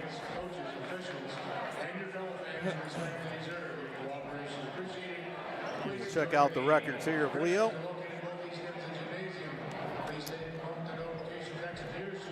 Here comes the flag. I guess we just better stand up. I know a lot of the Leo fans back here were getting pretty rowdy during the JV game, so I think it's going to be, we might hear some shouts from the Peanut Gallery behind us tonight. We're getting a little antsy over the C-team game, right. too. Did we win the C-team game? Nope. Lost by 12. We're down 4 and then just kind of fell apart. From Indian Springs, Tanner Miller.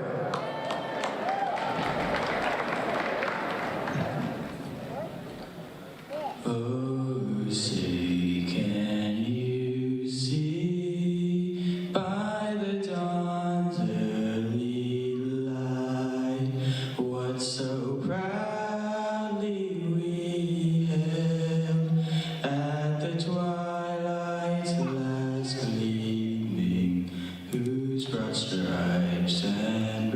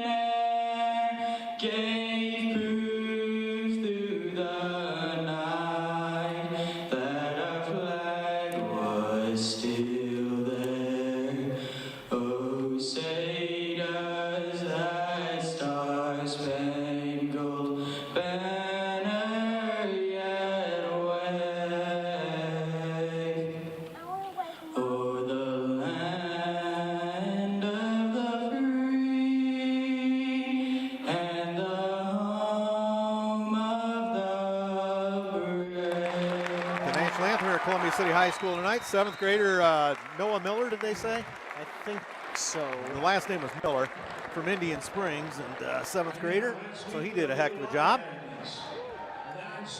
And the Lions, they do have the starters up there. Let's pick them out of the bunch here. We've got Xavier Middleton, no sizes. He wears 15, he's a senior. 23, Brody Heitshow, another senior. 25, Aiden Rubel, a senior. 32, Demetrius Allen, a senior. And number 34, Camden, or is it Caden? Caden, I think. Caden, what was calling Caden? Caden Bontrager, the other starter, and they are big. Head coach Kerry Cogdell, he's been at Leo a while, had a good run of it. Allen is going to Rutgers for football. Oh yeah. He was a problem on the football field, that's for sure. Yep. So the non-starters being introduced for Columbia City. Good win over West Noble for the Eagles. They had to scratch and claw back for that one. Whew. Leo comes in at 13-2. Their loss comes by 6 at New Haven. And their other loss was the Fort Wayne Northrop, 68-59. Kerry Cogdell in his 18th year at Leo. 264 and 184 overall. And his other stop before Leo was South Adams. Old conference foe there from when I was in high school. The Starfires. That was a long haul to burn. You think Belmont was bad. Yeah. Of course, we don't play South Adams in anything anymore. You have to drive down 1 to get to South Adams? Let's keep going through Decatur on 27. Oh. Who's on 1? Is that Adams Central? They would be on 27 as well. 1 would be Bluffton, Norwell, that's who I'm Southern thinking of. Wells. Bluffton's who I'm thinking of. So the highlight reel going here.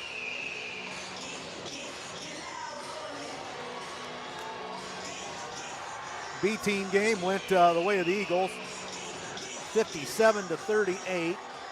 C team game went the way of Leo. I believe that was 53-42. And here comes Mason Baker.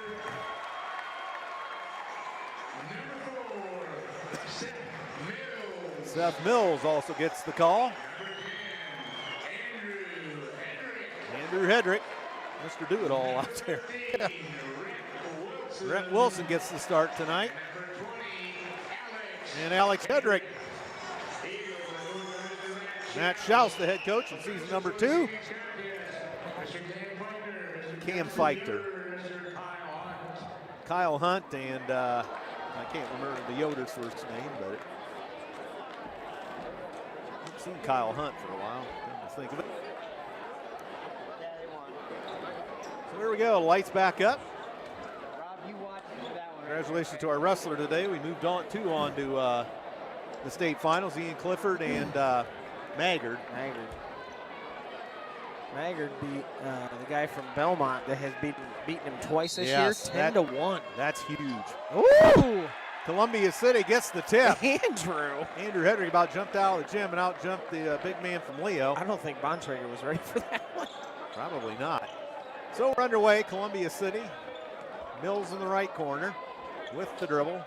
Andrew Hedrick off the wing, back up Mills. Mills works around the key, tries to reverse it. Now left side, Alex Hedrick. Back to Mills. Up top now, Baker. Baker puts it on the floor, shoves it off the Wilson baseline corner. Up top, Mills. Mills fakes the 3, drives out of control, threw it to Hedrick in the corner. There it is. Score, Alex There we go, Hedrick. Alex. That's a Hedrick. spot right there. Boy, Alex Hedrick. He's about money from the corners. Yes, he is. So 3-0 Columbia City. Leo up top with it. And up top, they send Rubel a 3 to tie the game. That's long. Oh, boy. Loose ball off of Leo. No, they stave it. Nice hustle there by Rubel. And penetrating the paint. And a 3 on the way. And that's good to tie the game by Middleton. So Middleton ties it at 3, a minute 15 gone. Rhett Wilson, high left. Alex Hedrick puts it on the floor. Fade away in the paint. Got the roll. Alex Hedrick. So 5-2 Columbia City. A little bit of an Andrew move right there. Yeah, it was. Running off his brother. Well, maybe it's the other way around. True. And look out, the big man throws it outside the arc. Oh, boy. Middleton, down low, Bontrager works against Andrew Hedrick. House in the house. And 3, off the mark, no good by Heichu. And here comes Columbia City to the front court, leading by 2. Andrew Hedrick spins, throws it back out to Alex. Hit it. Mason Baker, a 3, off the mark. And here comes Leo, the rebound. Heichu had to rebound. Check that, Heichu's got it now. Look up top, Rubel. Heichu on the left side. They're just packing it in there. Yep. And it go down low to Bontrager. Check that. That was, well, they missed a shot off the glasses. That was Heichu. Yeah. And Columbia see the rebound. Alex Hedrick back to the front court. Andrew Hedrick, high right. Shoves it off to Rhett Wilson in the baseline corner. He makes the move. He's got an alley, but throws it over to Baker, a 3. Score! Baker! There we go, Mace. So Mason Baker, 3 more, and it's 8-3 Columbia City. Looking up top. And a free throw line jumper short. That almost got it in on the deflection. Loose ball, Baker's got it. He just threw it out of bounds. Yep. Just threw it out of bounds. He was trying to save it, and he threw it out of bounds. I mean, good hustle by both teams there. So 8-3 Columbia City. 5:06 to go in the first.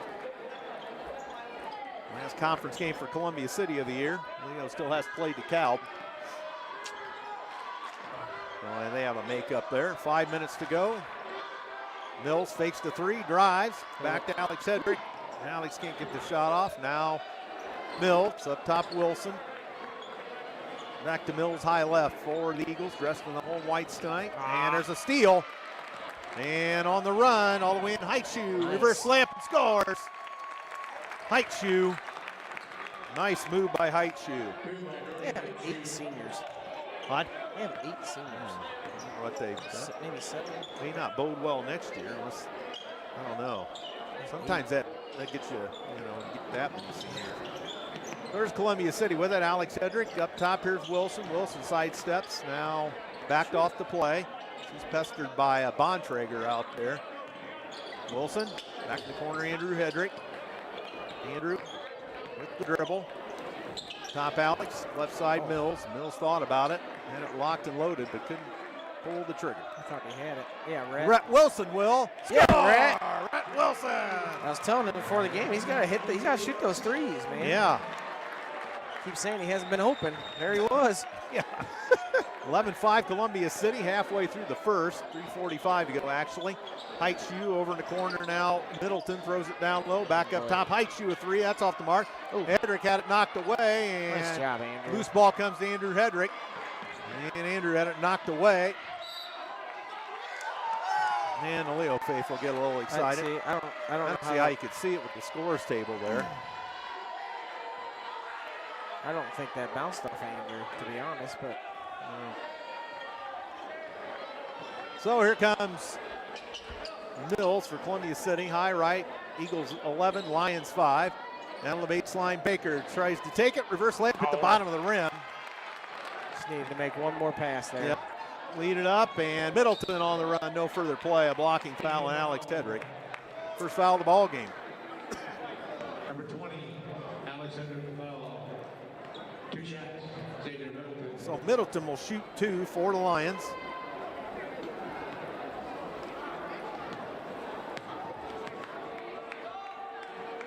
And Middleton scores the free throw. 11-6. Trey Heichu, got brothers. In for his brother. Yep. He's a sophomore. He's a little bigger. Yep. Second one by Xavier Middleton is good. And that makes it 11-7. And here comes Rhett Wilson. Unimpeded in the midcourt stripe. Rhett hands off to Mills. Back over to Baker. Baker tied up in the corner. Alex Hedrick flushed out of there. Up top, Mills, high left. Mills puts it on the floor. Tries to elbow his way in. Hands to Andrew Hedrick on the fly. Andrew gets shut off at the elbow and back to Mills. Mills. Back up top, Alex Hedrick. Left side, he wheels it over for Wilson. Wilson backed off the play. High left. Alex Hedrick. And spins in the corner, Andrew Hedrick. Works against Middleton. And up top, there's Mills. Now Baker will load her up. Score! Good boy, Mace. So 3 for Baker. Makes it 14-7. Oh, good D. And Middleton off the mark, and it's off us. That's off us, yep. Nice job, Alex. Spellman in for Alex. It's interesting they're putting them. And Middleton to the bucket. Whew. Check out, that's Bontrager. So Bontrager on the board. He's going to Indiana Wesleyan, I saw he just signed. Yep. They'll make them even stronger. They're usually strong anyway. Mason Baker up top, Rhett Wilson. Columbia City by 5. Spellman into the ball game for Alex Hedrick. And Wilson. And there's a cutting Baker, baseline jumper, scores from 15. Oh boy, Mace. Nice look there by Wilson. Yeah, nice look, nice back cut by Mason there. 16-9. Middleton. Up top, there's Allen. He'll shoot it from the free throw line and score. Allen. Demetrius Allen has Leo back on the board. 16-11. Spellman's got it. Oh, he had Rhett. And Andrew Hedrick top the key. He'll load her up. Score! Man. Hedrick. It's raining threes tonight. Yes, it is. Holy cow. Under a minute for the first. 19-11, Columbia City. Height shoe off, and here's a long three. Score! Brody Height shoe. Oh, Rubel. Was it Rubel? Yeah. Those are nice. Those are hard to read on those jerseys. Purple on black. And bodied up is Andrew Hedrick finally going to get him. I think that's his first. Okay. Middleton is first. Yep. Luke LaGrange comes in for Middleton.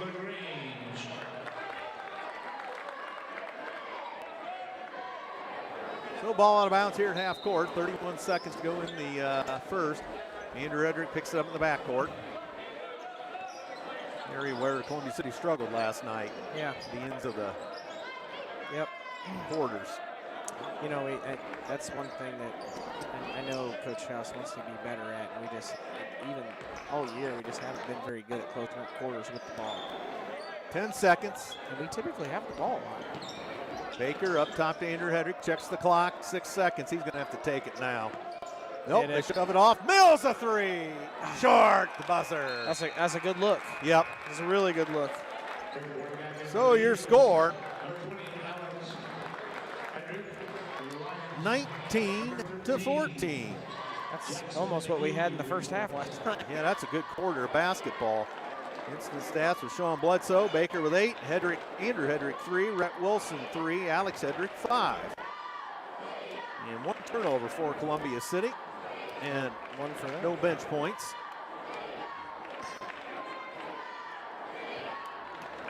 So your underwriter tonight, ProFed Credit Union, specializing in savings for mortgages, car loans, projects, and business banking too. ProFed Credit Union, 37,000 ATMs at 12 northern Indiana locations. In Columbia City on the Walmart Drive, their new location. Also profedcu.org on the internet. More stats from John. Middleton 5. Brody Height shoot 2. 3 for Aiden Rubel. 2 for Demetrius Allen. 2 for Camden Bontrager. 1 Leo turnover, and they have not had any points off the bench.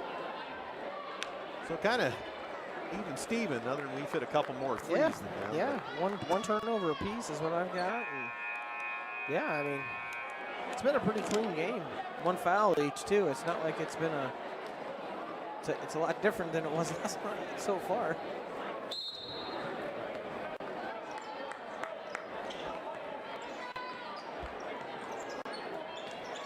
So here comes Leo to begin quarter number 2. As it's going to be Trey Heitshoe all the way to the bucket, scores his first 2 of the night. It makes it 19-16. That kind of came out of nowhere. Yeah. Good move. And high left, it's Seth Mills. Throws to Spellman underneath. That got knocked away from behind. Here comes Leo. They settle it back down. Now drive. Now, and they go all the way to the bucket, unimpeded. Trey Heitshoe all of a sudden with 4. His Eagles kind of 7-0 run. letting go right down center. 7-0 run. And here's Alex Hedrick. In the corner of Spellman's got it. Up the wing, Mills. Minute gone. Gotta move, guys. Kick it in the corner. Andrew Hedrick will load it up. And that's long. Rebound, Bontrager. And here comes Leo, a chance to take the lead. Here comes Heitshoe. Nice lob. They score. Coach Schaus wants a timeout. Luke LaGrange on the board. And all of a sudden, Leo on a 9-0 run. Yep. 6 bench points all of a sudden. Wow. And then what? Heitshoe and a couple by Heitshoe and LaGrange. More Underwriters tonight. Morse's Builders Mart, located at 516 East Van Buren in Columbia City. Locations in Huntington, Wabash, Warsaw, and Goshen. Or online at morsesbuildersmart.com, serving Northeast Indiana since 1871. Bart's Car Store, also part of the broadcast. They have a selection of cars, trucks, vans, SUVs. Bart's Car Store offers test drives, cash for trade-ins, and financing options. Bart's Car Store, serving Columbia City, Whitley County, and Fort Wayne. Leo has taken the lead, 20-19. They've made a tremendous run here. And Mills. No, he didn't. He wasn't even close. Mills. Some of these people. Mills wide right. Mills being bothered by Heitshoe. He goes all the way to the bucket, puts it up, scores! Nice. Mills. Off the schneid. Yes. And he got around the big man down low somehow. Double clutched it. So here's Bontrager, left side Trey Heitshoe, who's had a hot hand. He does it again, layup and score. All of a sudden, he's just going to the basket. It's 3 times. We're just not guarding him. 22-21 Leo. Now Andrew Hedrick up top, fakes and drives. Yeah, that's a block. Well, first foul on Trey Heitshoe.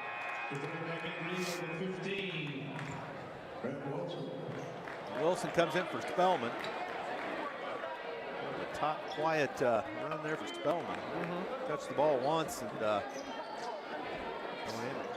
give him the ball very much while he was in. Andrew Hedrick up top. Blocking foul. It is a block. And a second foul, Trey Heitshoe. Coach Cogdell argues on that one. Unless he's calling it on the swing through. If he's calling it on the swing through, then it's for sure a foul. You know what I mean?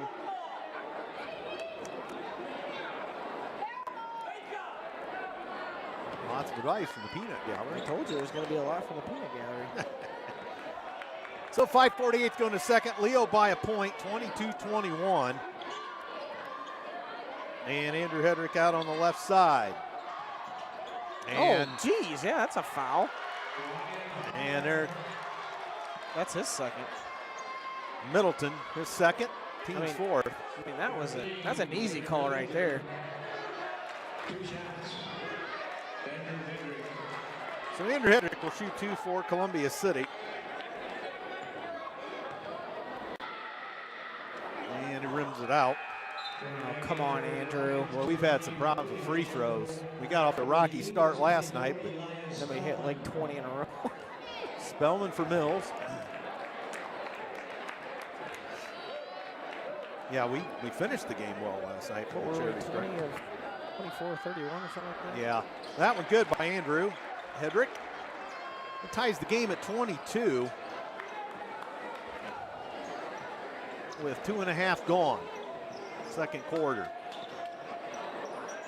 And here's Rubel dumping it across. And look out, and Rhett Wilson's going to get fouled. Brody Heitsche drives. Wilson's first, team's second.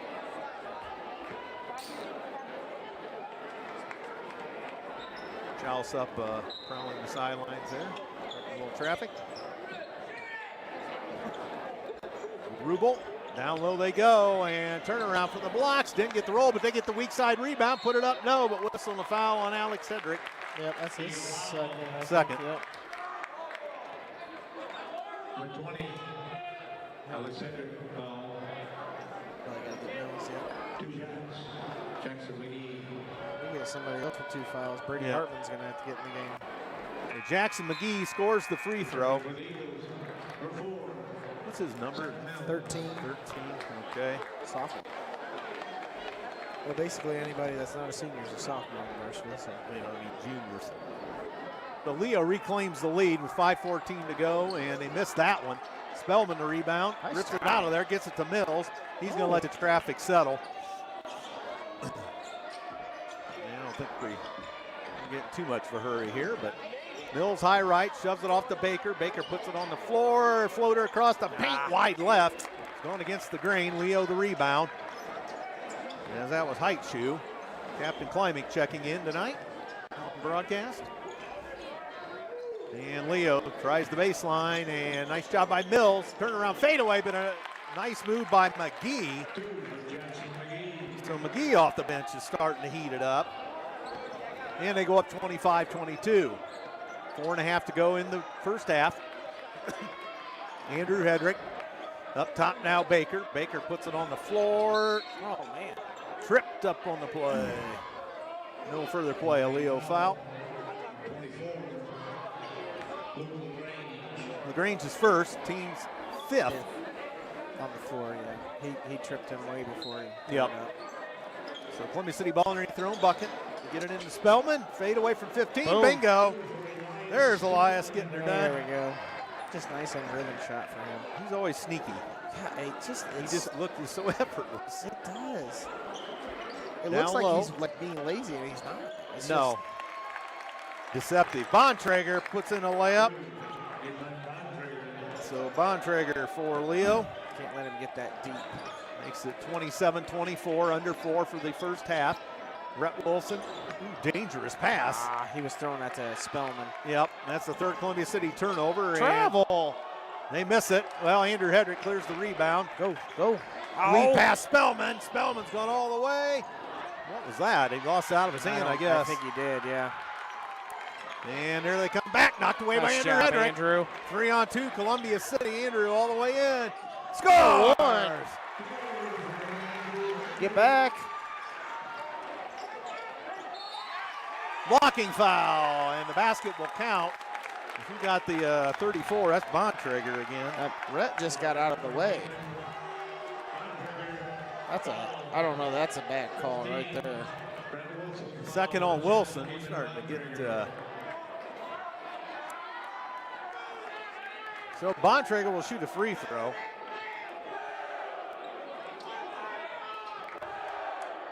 The students actually got a little bigger here. Yeah. Led by A.J. Spencer over there.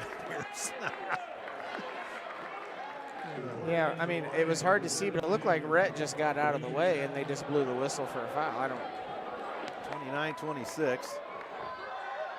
Oh, boy. And, oh, he bricked that one, but loose ball Leo, and that goes off of Spellman. Oh, no, I guess. Oh, yeah, Spellman yanked on Allen, held him down. How do you miss it at half court? Because you can't see it. What do you mean? So Baker in for Mills. Mills with 3:15 to go in the second. 29-26 Leo. Get across. Andrew Hedrick gets it across. Andrew up top, flips on the fly to Wilson. Wilson into the paint. Threw it down low for Mills. That's stolen. That's the fourth Columbia City turnover. And here comes Leo. And they put it on the floor, and they just shoot a three. That's good. McGee. Jackson McGee for Leo.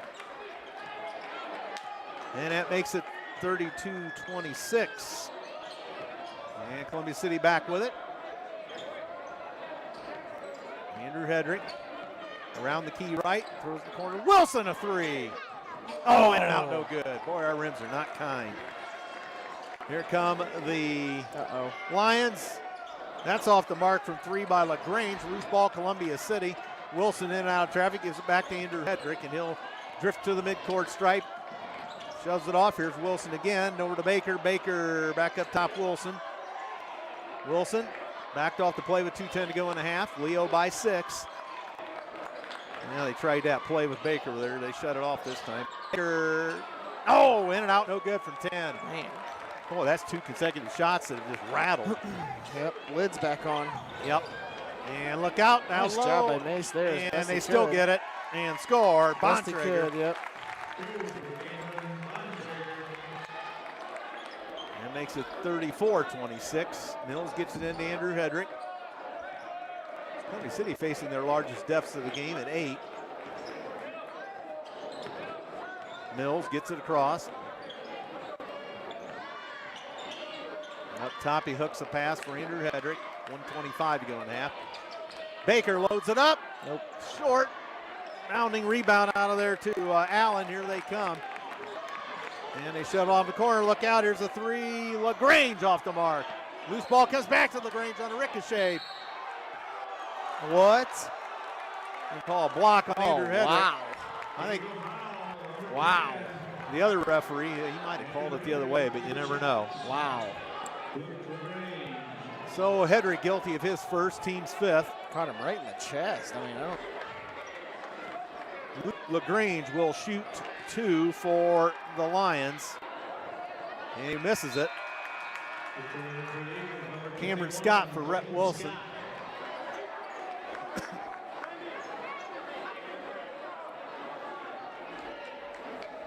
Looks like Spellman's got blood on the back of his jersey. Right, or some kind of. And that one short and wide right by LaGrange, so a break for the Eagles. Yeah, it was. They come up 0 for 2, and he missed a couple threes last couple trips. So 1 minute to go in the half. I was told he was a good shooter, too. He's a little rusty tonight. Scott's in the ball game. Spellman, that rimmed out. Oh. Loose ball Mills, that's got to be a Leo foul. 23, maybe? Yeah, 23. Height shoe. 23,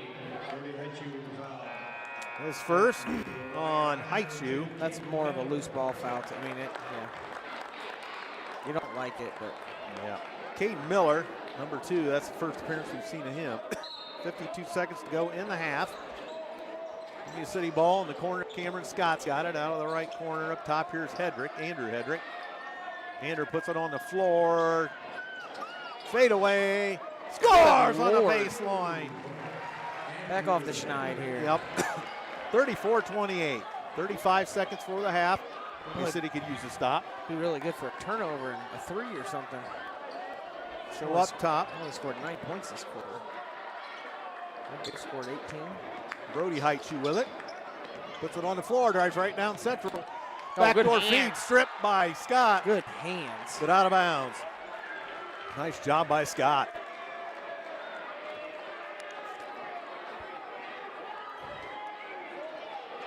So they get everybody situated.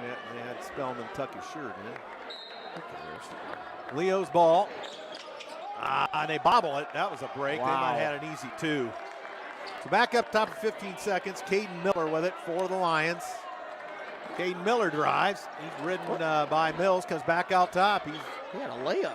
Center circle with 5. And what's Miller doing? Miller drives. Throws it up. No good. Oh my gosh. I don't know if that's what Coach Cogdell wanted, but Miller just kind of decided he's going to do it himself. Well,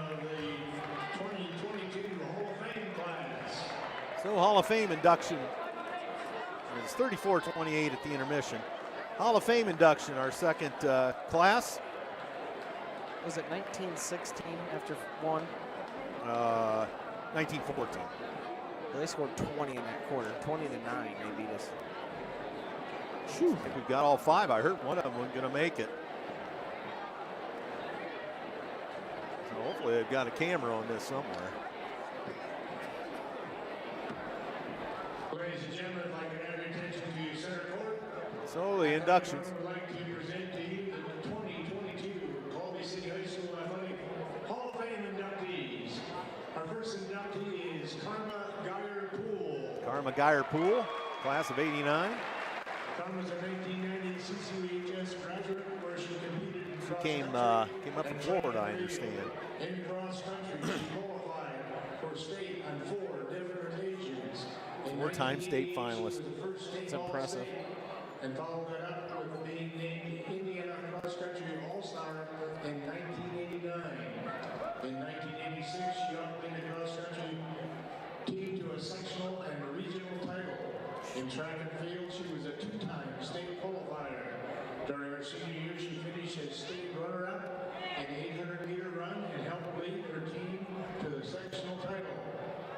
After high school, Karma attended Anderson University, where she was a 2-time national runner-up in cross country in 1990 and 1991, respectively. Karma would like to thank her Heavenly Father for giving her the gift of talent for running and her parents for her support, especially Fred Geyer for being her personal coach, growing up and putting all the effort and time into her running career. She would also like to thank Coach Wall and Coach Maddox for their Wall is in support attendance and tonight. encouragement through her running career. Look at Stephanie Smith. That's not going to be here. Her dad's the one that's out there in the Yep. gray. That's right. Our next inductee is Jim Penrod, former WCCS teacher and athletic director from 1976 until 2016. He served Long on the time. IHSA board of directors from 2003 to 2015, serving as president in 2007 to 2008, and again in 2013 to 2014. He was chairman of the IHSA executive committee from 2010 to 2011. In 2005 and 2006, he served as the vice president and president of the Indiana Interscholastic Athletic Administrators Association, respectively.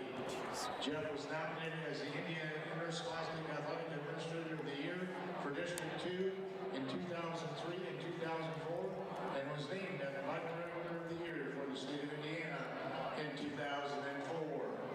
In 2003, Jeff received the State Award of Merit in the National Interscholastic Athletic Administrators Association. 2004, Jeff was inducted into the Bolton High School Athletic Hall of Fame. That's He cool. received the National Federation of High School Citation in 2011. In 2017, he received the Indiana Interscholastic Athletic Administrators Charles A. Mass Distinguished Service Award. During his tenure as athletic director at Columbia City High School, won 53 sectional titles, 21 regional titles, 5 semi-state titles, and 2 state runner-up finishes. Athletic Hall of Fame inductee, Jeff Penrod.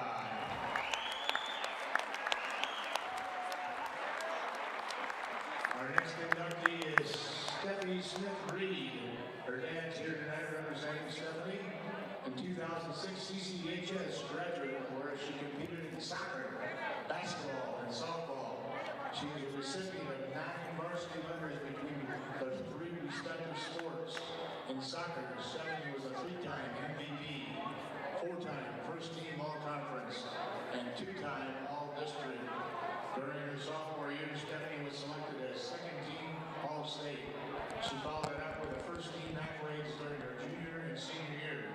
In softball, Stephanie was named first-team All-Conference her junior and senior year, and All-District during her junior campaign. As a senior, she was named second-team All-State and selected as an Indiana All-Star. Stephanie was chosen to receive the prestigious Tina Parker Award at 4 different times. In 2005, Stephanie helped lead the NE8 softball team to a sectional title. She was a 2-time academic All-State recipient in soccer and softball, respectively, and graduated from CCHS as a salutatorian for the class of 2006. Hall of Fame inductee, Stephanie Smith-Reed. Our next inductee Haley Richter, a 2010 CCHS graduate, where she competed in swimming. She was a 4-time state qualifier in a 100-yard butterfly, where she finished as high as 5th, and a 4-time state qualifier in the 100-yard backstroke, where she finished as high as 11th. Haley was an 8-time sectional champion and still holds 9 different swim records for CCHS.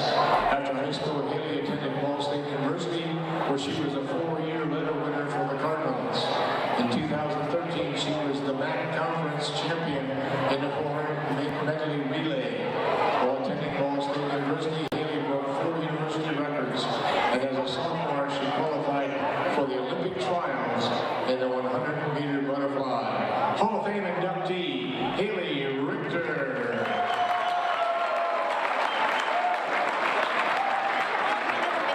Our next inductee is Doug Scheffler. Doug was a 2004 CCHS graduate where he competed in basketball. He was a 4-year medal winner and a 3-time All-Conference recipient. During his junior year and senior year, Doug was selected as an Indiana All-Star. Over his high school career, the Eagles won 3 conference titles, 2 sectional titles, 2 regional titles, 1 semi-state title, and 1 state runner-up finish. He had an overall record of 79 wins and 20 losses. After high school, Doug attended Huntington University, where he was a 4-time All-Conference recipient. In 2008, he was named the Conference Player of the Year. Also in 2008, Doug was named the NE8 All-American First Team. In 2013, he was inducted into the Huntington University Hall of Fame. Hall of Fame inductee, Doug Scheffler.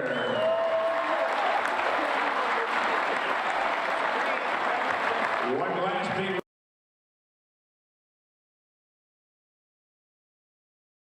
22. We'll add 5 more in 2023. Standing ovation for most. Yeah. And they each got a plaque that was kind of a wood plaque with Cool. engraving of their picture, Yeah. their Hall of Fame picture. Actually, those are running on the television screens Yeah. tonight. Mr. Leach has them on the TV screen. And we got the dance troupe. Competitive classes. If you'd like more information, visit their Facebook page. Give it up for Next Generation Studio Dance. Next Generation Studio Dance with a performance. So I don't think they put extra clock time on the clock when it started. It was 10 minutes. They must have stopped it. Well, stats from Sean. For the Lions, Trey Heights, you got 6. Off the bench, Jackson McGee, 6. Xavier Middleton, 5. 2 for Brody Heights, 2 for Luke LaGrange, 3 for Aiden Ruba. Demetrius Allen, 2 points. Camden Bontrager, 8, so they can get you anywhere. Anybody put in is a factor. And 2 turnovers for the Lions, 14 points off the bench, and that was a decided advantage over Columbia City, 2 points off the bench. So their depth kind of paid dividends. For the home team side of the ledger, Mason Baker has 8, Steph Mills with 2, Andrew Hedrick with 8, Brett Wilson with 3, Alex Hedrick with 5, and Elias Spellman 2. And again, only 2 bench points. We turned the ball over 4 times. And 1 of 2 from the free throw. I got there twice.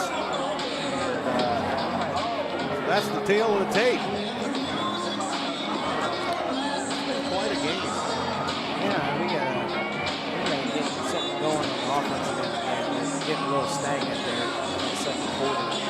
But whenever that happens, we just play one-on-one basketball and nobody moves. Everybody just watches. So got to get a little more movement going. And it'll be okay. Yep, down 6. Down 14 last night. I realized that was not quite against a Leo ball club that's ranked highly in 3A necessarily. So, we'll see how this one goes. This dance studio, it's part of the studio, what it is. No, it's the second.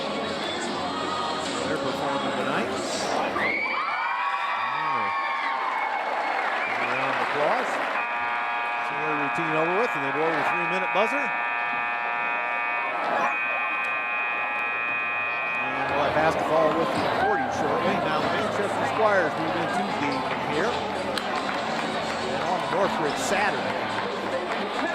And a week from Friday is the finale. The 40th Cadets, who were our last opponent at the old building. And they will be coming to town. Reception draws a week from Sunday. Tomorrow, I guess. This will be at Class 4A Section 6 at Huntington. With Homestead, Huntington North, Wayne, Southside, and New Haven, and Columbia City. That'll be a good section. Wayne's the only one that's really struggling. Yeah. South's having a pretty good ride of it. Wayne has only got, they're only 2 and 15 or something. Boy, they've fallen off. Yeah, what happened? Yeah, I don't know, but as the 2 teams continue to warm up, there's the 2-minute buzzer. Good crowd on hand tonight. Yeah.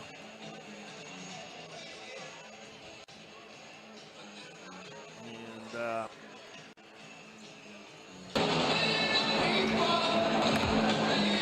turnout for the Hall of Fame induction. Yeah, they got cake after. I saw where I was up in China today for one of my professors that was retiring, and DeKalb played a team, I think, St. Mary's out of Ohio. Yeah. And they played at Trine right after the boys' game. Yeah. So I saw Coach Marty up there, and saw what's Penrod's, what's his name?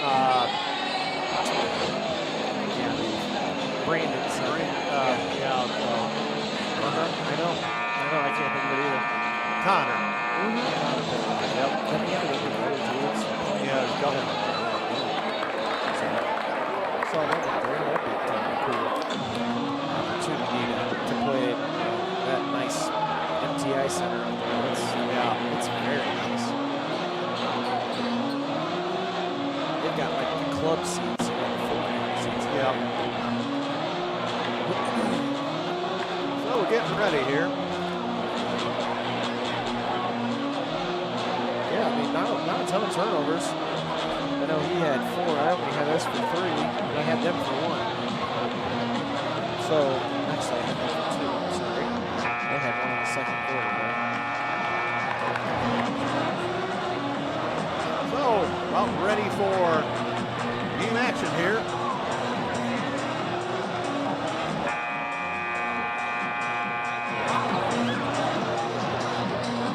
But I'll tell you, Bontrager gets it down. If he can get close to the block, he's too big and fast. And he's too skilled for us to let him even catch that.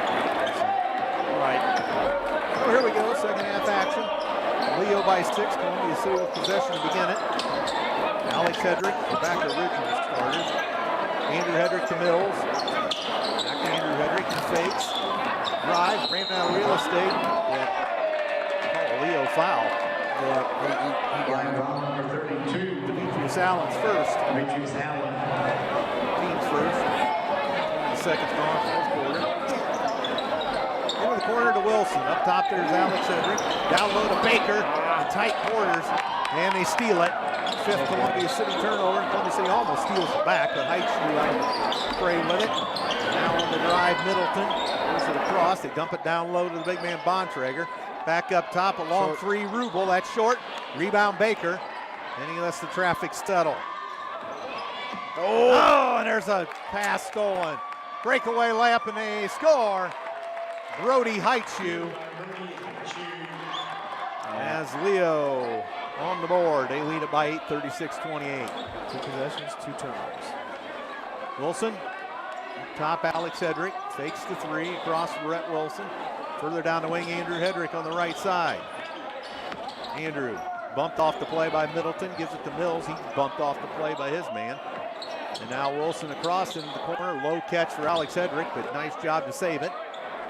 Andrew Hedrick across to Wilson. Wilson bothered by the big man. They almost steal it again. Knocked out of bounds by Brody Heights-you. Boy, they're all over us all of a sudden. They've turned it up a bit. Yep. Bill Baker throws it into the backcourt to Andrew Hedrick. A minute and a half gone in the third quarter. 36-28. Leo in the lead. Wilson up top. Andrew Hedrick can't get the three off as he's closed on by Heitschuh. Andrew puts it on the floor, flips it off. Mills will load it up. Oh. Score! Mills. Needed that one. Yes, we did. Get off the schneid. Yeah, got to get a stop. Got to string together some stops. Can't let Bontrager get too deep down there. 36-31.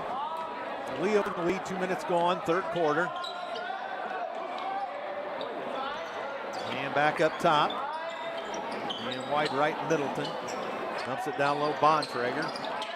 And back out, Middleton, a three. That's short. Rebound, Andrew Hedrick. Andrew sends it ahead to Alex Hedrick. Alex lost the handle, got it back, pitches it to Wilson. Sets a screen, Wilson. Back up to Andrew Hedrick. 5.5 to go in the third. Wilson almost lost the handle. Gives it up to Mills in tight quarters. Mills back up top. Let's go, guys. Mills gets hip checked and still maintains possession. 5 count on. Mills all the way in, layup and score. Oh, boy. Kind of a busted play, but it worked. Good job keeping his composure there. Yep. Not getting too frustrated with not getting the call there. 36-33, three up top. Off the mark, no good by Heitschuh. They get the loose ball. Score! Yep, can't do anything there. That was Bontrager. Oh, my gosh. And back up top. Hedrick to Wilson. Backed off the play. 4:45 to go in a quick moving third. Alex Hedrick out of the corner. Sends it off. Mills will load it up.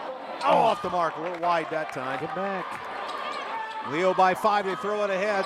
Flag down, a high pass did Middleton. Back up to Brody Heitschuh to Middleton. They dump it down low. Bontrager back to Middleton. Left elbow. They flip it in the corner. Heitschuh down low. Oh, boy, yep. Oh, the block on Oh, boy. 2 on Andrew Hedrick. Boy, Andrew took a beating. I don't know how that's a block. Wow. Wow. So Andrew Hedrick gets a block. Team foul 1 on Columbia City. Andrew second up top. They load up a 3. That's off the mark by Rubel. They get the loose ball on a ricochet. So we give it the second opportunity again. Middleton. And all the way in. Fade away in the paint. Score. That was an easy one. Yep. Brody Heitschuh. Got to block out. Got to get rebounds. Andrew Hedrick to Mills. 40-33 Leo. Alex Hedrick. Up top, here's Andrew Hedrick. Pump fakes. Kicks it off. Here's Wilson, a 3. Come on, Rhett. Score! Boy. Wilson. Boy. Wilson. Come on. Makes it 40-36. Got to get a stop here. Brody Heitschuh. And they throw it over to Middleton. Down low, Bontrager.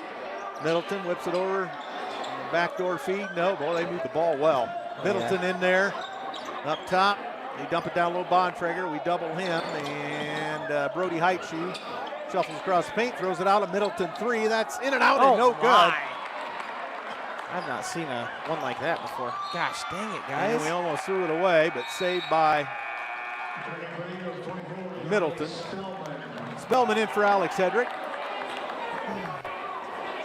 I'd like to see Spellman with Allen on him. Maybe try to get to the hoop. Get Allen to move, you know what I'm saying? Like, get him to get a little tired.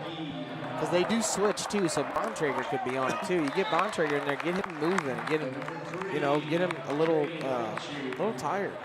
Jackson McGee into the ball game. Also Trey Heitschuh. 3:15 to go in the third. 40-36 in favor of the Lions. Brett Wilson picks it up in the backcourt. He'll walk across the 10-second line with right-handed dribble. Now to the left hand. Top Andrew Hedrick. Fakes, puts it on the floor, sends it off Spellman. Spellman back in the corner. Andrew Hedrick down low to Mills. Mills backing in trouble. Up top, Wilson. Down to 2:50 to go in the third. Andrew Hedrick directs traffic. 5 count on, gives it off to Mills. I think he kind of wrote the trap. Yeah, I think he did too. Dump it down low, Baker hits the side of the backboard with it. And Mills pulls up from 15, Score! Boy, Seth. Let's go. 40-38. Let's go. So here come the Lions. This is Trey Height shoe, I believe. McGee. What are their numbers? Tough to read. Look out, 3. Back iron, no good by Rubel. They get the loose ball. Again, you got to block out. Trey Height shoe. We're giving him several second opportunities here in the third. I know we've got it packed in, but once that shot goes up, you got to go find a guy and block him out. Middleton. And Rubel wide on the right side, 1:55 to go third quarter. Leo by 2. And here's McGee high left. McGee on the drive, pulls up at the free throw line, scores. Boy, it gave him too much room, and he made his pay. That makes it 42-38. This Leo team deep. And Baker in hot water gives it off to Wilson. Wilson backed off the play. Down in the corner, Mills slipped but got away with it. He's going to get fouled. 25? Is that hurt shoe? Luke LaGrange. No, he just came in. Well, he just came in. I thought that's what Hoppy said. 25. 25. Rubel gets it. His first. His first, team second. A well-played ball game, really. Andrew Hedrick. Oh, yeah, foul. And he gets hammered by Bontrager. No further play. That's only his first anyway. 2 shots coming. So Bontrager the foul. Team's third on the Lions. Kudos to Andrew. He's just going up at him. Yep. Andrew Hedrick. Oh, they rolled it out. Come on, Andrew. So, got one more. And Andrew, the Columbia City junior. That's long. Holy smokes. Whew. 42-38. We come up empty. Could have used those two. Oh, I know. Man. So here's Leo back to the elbow. And here is LaGrange. Throws it out. A long 3. That's off the mark. No good by Trey Height shoe. Go. Spellman takes it in. Layup. Oh, it rimmed out. Holy Toledo. That was halfway down. Me. Our rims are just unforgiving. Oh, boy. In the new building. Oh, knocked good away, hands. and Wilson a block. Somebody's irate back Look here. at these guys. Third on Wilson.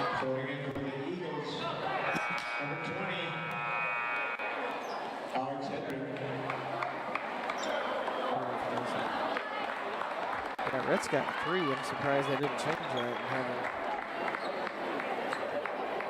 Yeah, I'm about to bring Rhett out. That's got to be smart. 40 seconds, I guess. So. Baker a break. Wide on the right side, Trey Height shoot. Get him an extended break here. Yeah. Into the fourth, probably good at 5-second call. He never stopped counting.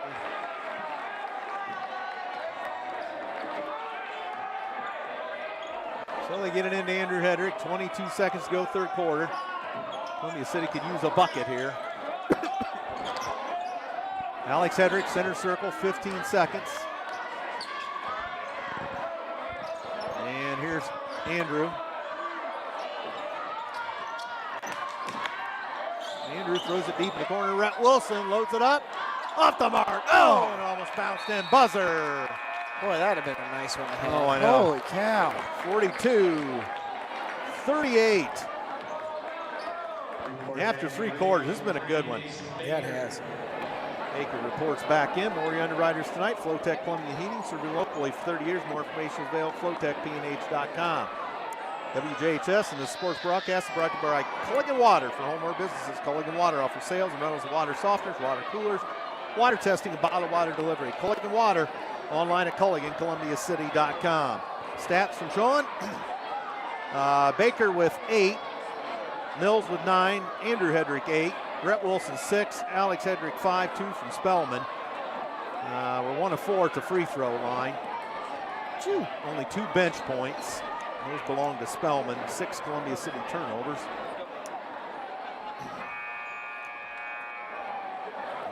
And 8 minutes to go, barring overtime. We have not led in a while. No, we were up, I think, 19-11. I don't think we've Yeah, led they hit a since 3. I don't think we've led since it was 24-23, I feel like. Yep. Does that sound right? What do Yep. you got down there? Yeah. That 9-0 run took, we led 20-19 after that 9-0 run. Then it went over. So we took the lead back. But all right. 22-21.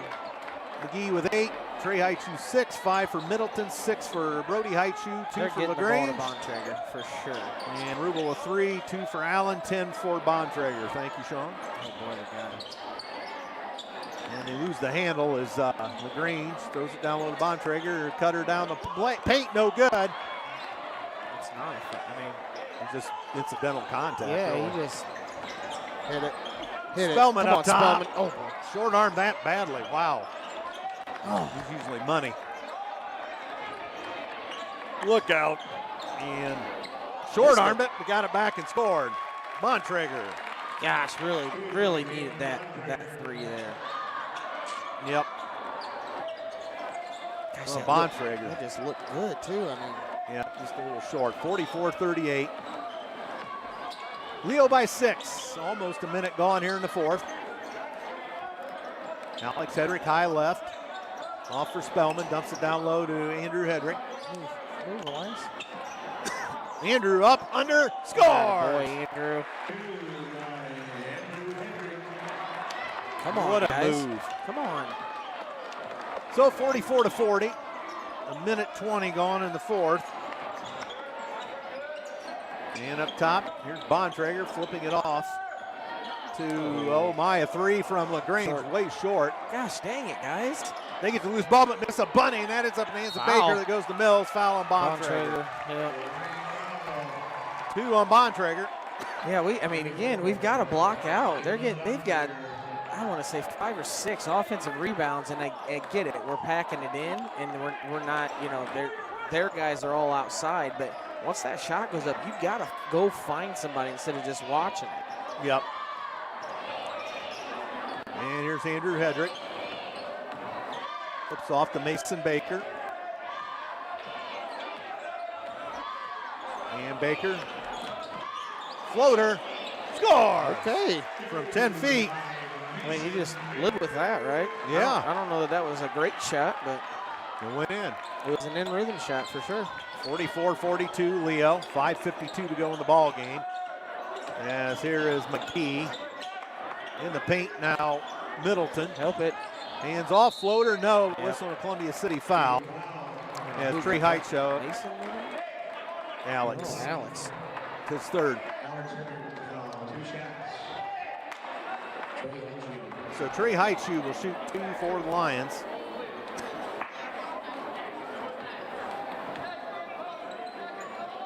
We're quiet in here for as good as I know. this is. I know. Wish we could get a little more noise going in here, but.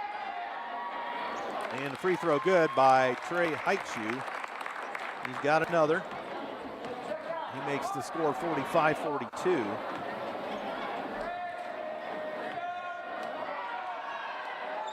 Oh, boy.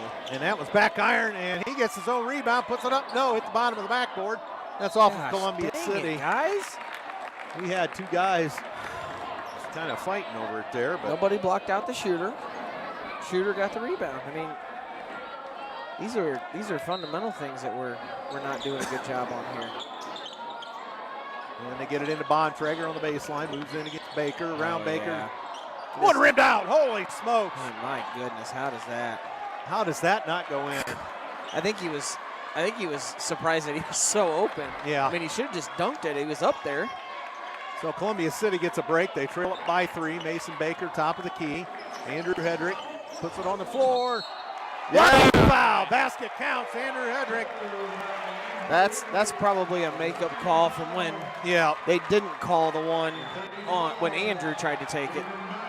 Coach isn't too upset about it, I don't think so. No. That was on Bontrager again? Yeah. His third. Cogdell does a good job. Yeah. Well, I looked at Coach. He didn't seem upset. Yeah. So I don't know if he slid. It's hard to see, but I don't know if he slid in. And Andrew's got the free throw. We have a tie ball game at 45. 5:15 to go. Now we're getting some noise to go in here. There we go. I mean, again, this is a big game for both of us, but it's an even bigger game for Lee. Threw it away. They do throw it away. Threw it away. Turnover Leo, the fourth. As they've taken good care of the basketball. I guess they have the Eagles, really. I mean, everybody's really yeah. It's a low turnover game. It's just. Yep. Andrew Hedrick to Spellman. Now Baker. He's got his defender draped all over him up top. Wide on the right side, here's Andrew Hedrick. Columbia City, a chance to take the lead for the first time in a while. And Andrew dumps it to his brother Alex. Across for Baker, high left. Baker all the way in. The teardrop short. He had the big man flying at him, tried to compensate. Yep. And with 4:35 to go, they walk it across the midcourt stripe. Rubel holds high right. There's 4.5 minutes left. Rubel, tie ball game. And Trey Heitschu on the run. Fires. Missed it on the baseline. Go, Spellman. Spellman's going all the way. And it's blocked. Ooh. And that's off of Leo. Columbia City ball. Good hustle, Alex. That's good. That's really good hustle by Alex there, too. They said he pinned it on his hip and fell, and that's when they stepped out of bounds, and then it went off Columbia City. Yeah. He did. He called it. And they get it in. Got him. Hit it. And Baker for the lead. Off the mark. Bontrager the rebound. Look out. They're going to run. Rubel. Ooh. Now in the corner, they got a wide open three. Middleton off the mark. Rebound, Andrew Hedrick. Good job, Andrew. And lead pass Mills. Mills for the lead. Ooh, that's off the mark. Boy, that was going to be loud. Bontrager throws a long pass. Oh, nice move. They miss it. Let's go. Tie ball game, 3:40 to go. Andrew Hedrick across. Seth Mills timeout. I was going to say, good timeout there by Coach. I think we need to calm down a little bit. 3:36 to go. We have a 45-45 ball game. Maury Underwriters tonight.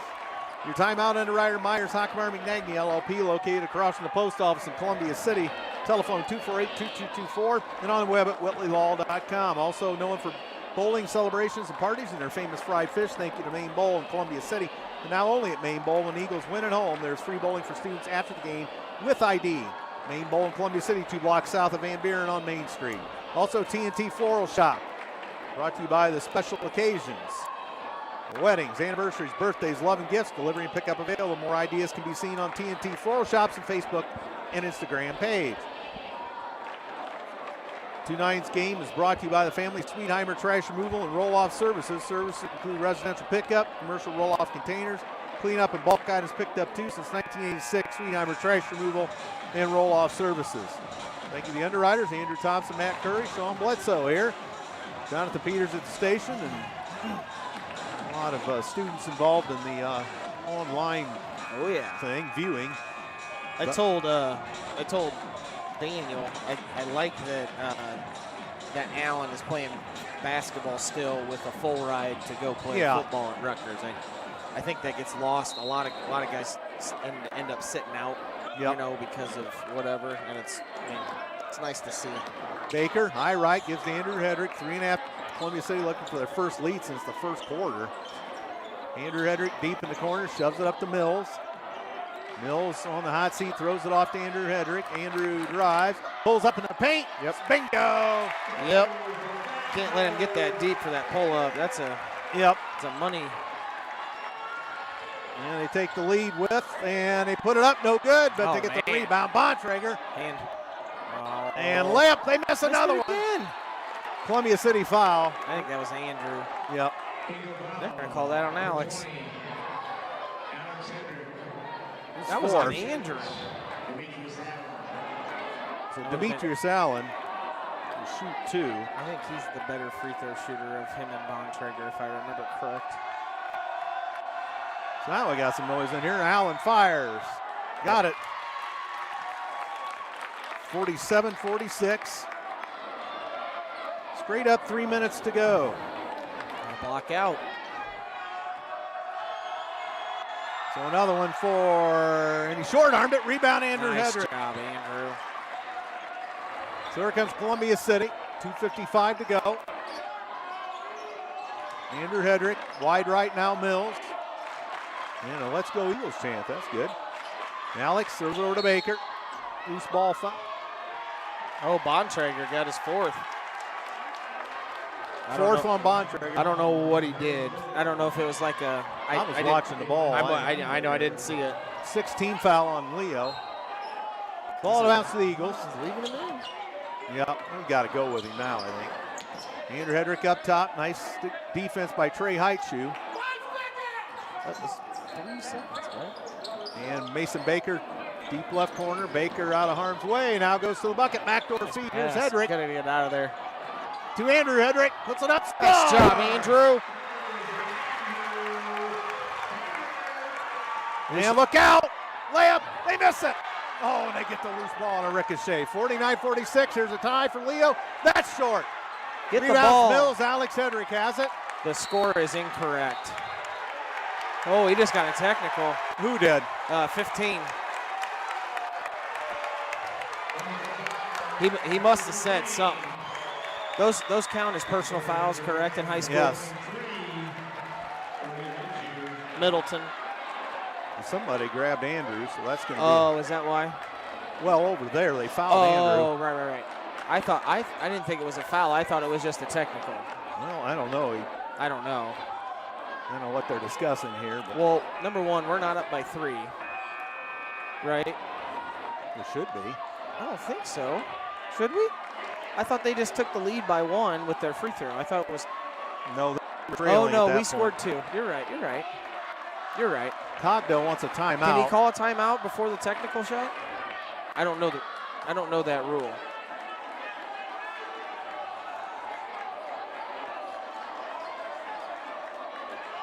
Oh, did he take him out? Yeah, he did. Coach Cogdell seems like he's more upset at Middleton than he is at the ref. Yep. But I think so he's asking for an explanation right now about why there wasn't a foul or why there was. But Coach Cogdell didn't seem upset that he teched him up. I mean, it wasn't like he didn't react. He seemed like that was on Middleton. So, timeout. Timeout. Again, we didn't see it. I didn't see what happened. Well, I saw the grab. I don't know what Middleton did over this way, but yeah.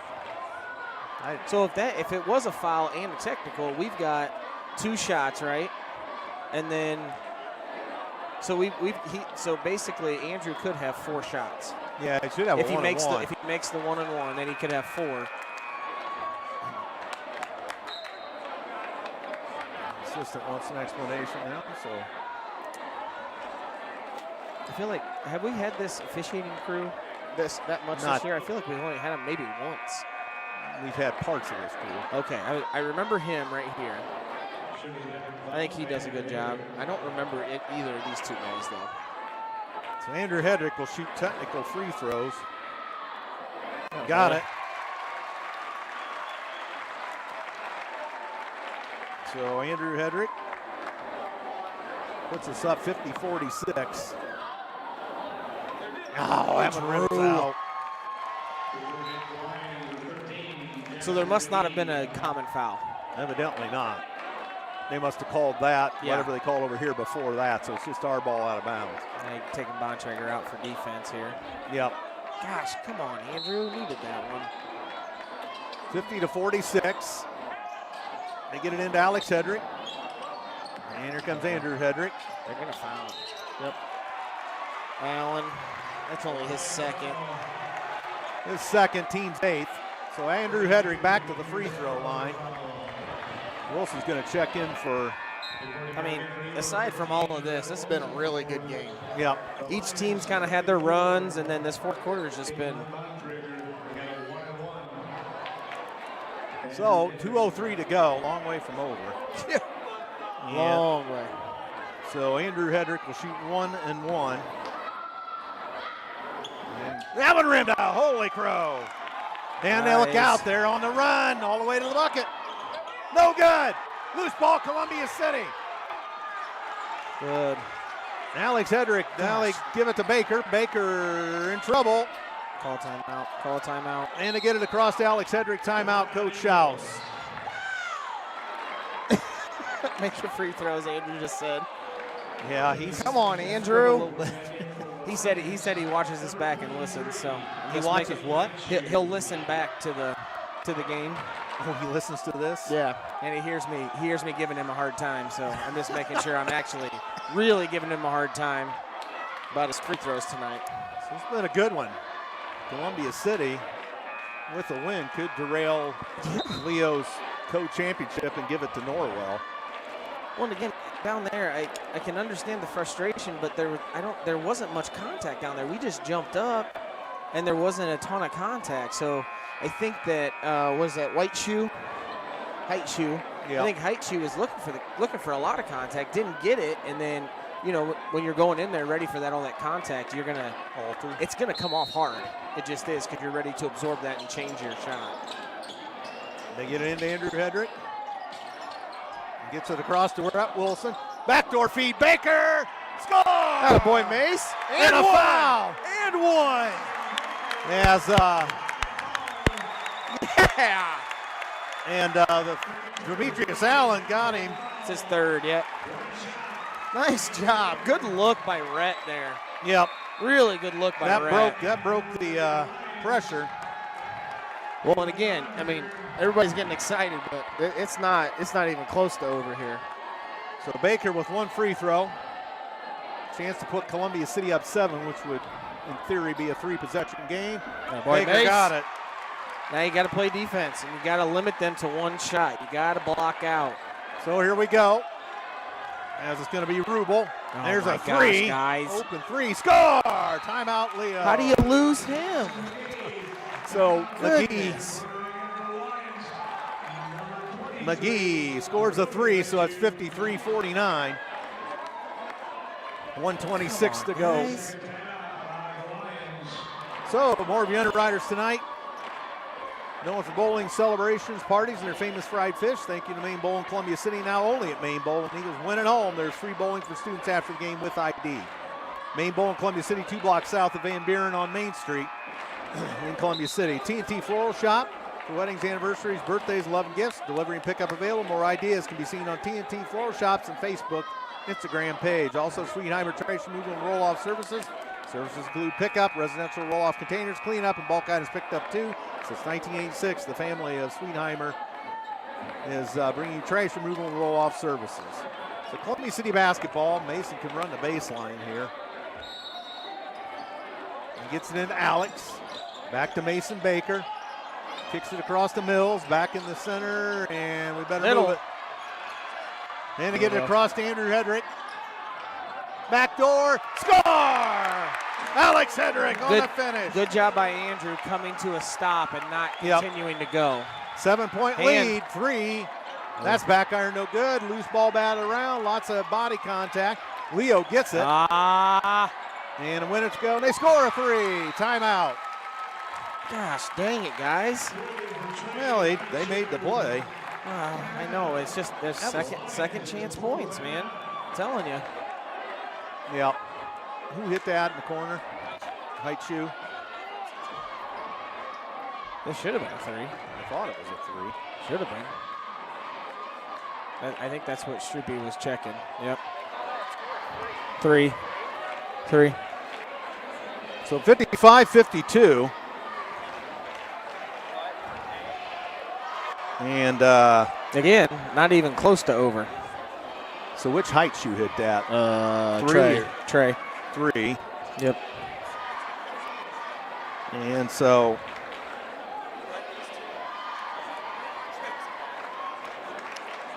well, 56 seconds. So I thought it was a 4-point. No, I guess that would bring it to a 3-point game, wouldn't it? Yep. 55-52. I mean, again, it's going to come down to we've got to make our free throws and we've got to block out. That last one was just a big scramble. It Several was. guys got a whack at it, and that's just one of those 50-50s that went the other way. So, again, Andrew did a great job of stopping.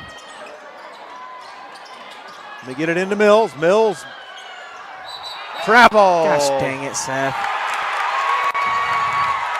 7 Columbia City turnovers. Big turnover there. Yep. Leo ball, 52 seconds. We've been up 7 on a couple of occasions late, haven't we? Yes, they're going to go right to Bontrager right here. They have to. Oh, and Mills tips the pass. Wilson Nice saves job. it. Go, go, go. To Andrew Hedrick. Andrew all the way backdoor Alex, and Good he brings job. it out. And now they'll have to foul. Then they get it up to Baker. Baker gets hammered. No further play. 40 seconds. That's a really good job by Alex there to not get a turnover, get a block, and bring it out and run maybe about 5 or 6 more seconds on. Yeah, take it out. He did run some extra clock doing that. And he had the big man in his way. Andrew tipped that inbounds pass? Wilson did. Wilson? And then it went to Andrew. Okay. So free throw good by Mason Baker. That's a good thing he tipped it because that was going to be a layup for Allen, I think. By 4 and by 5 as he hit it. Come on. 40 seconds. They pick it up. Here's Rubel. Rubel drives. Foul on Andrew Hedrick. Jeez. It was just kind of a run in and throw it up. This third, Andrews. He traveled. I think they missed it, but he did. He traveled there. And then he got hit on the way to the bucket. So 2 shots coming with 33 seconds. Yep, Bontrager's going to come out. And this is Rubel. Yep. Ribbed out. Woo!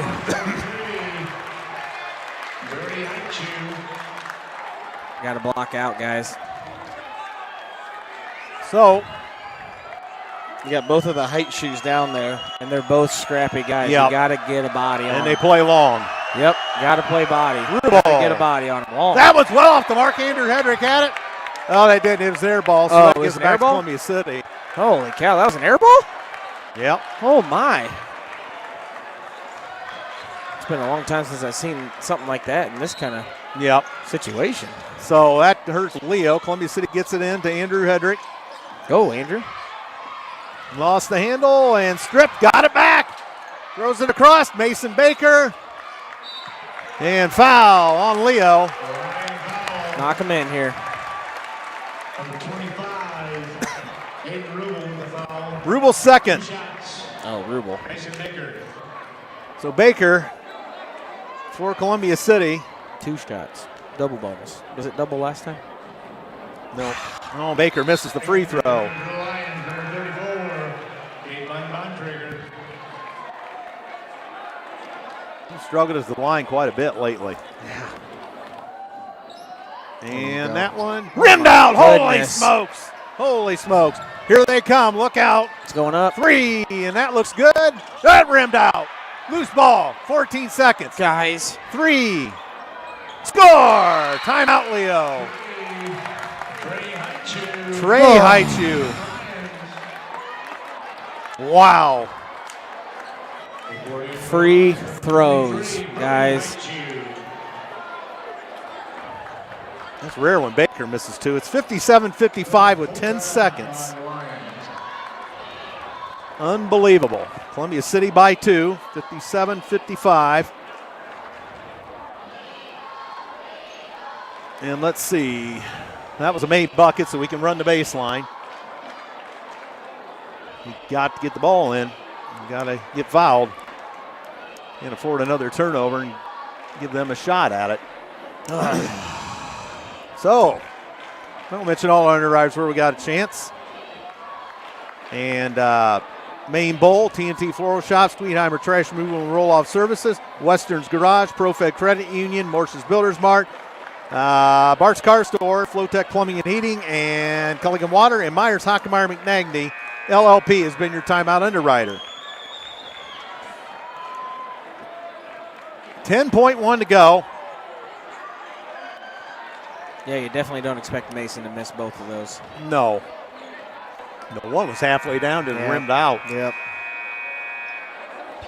So here we go. Mason Baker, he can run the baseline. There he's got him. Oh. Oh, and he threw it away. And there's no time off that clock because he never got touched. Rhett tipped it. Rhett tipped it. No, Rhett tipped it, I thought. Good Lord, guys.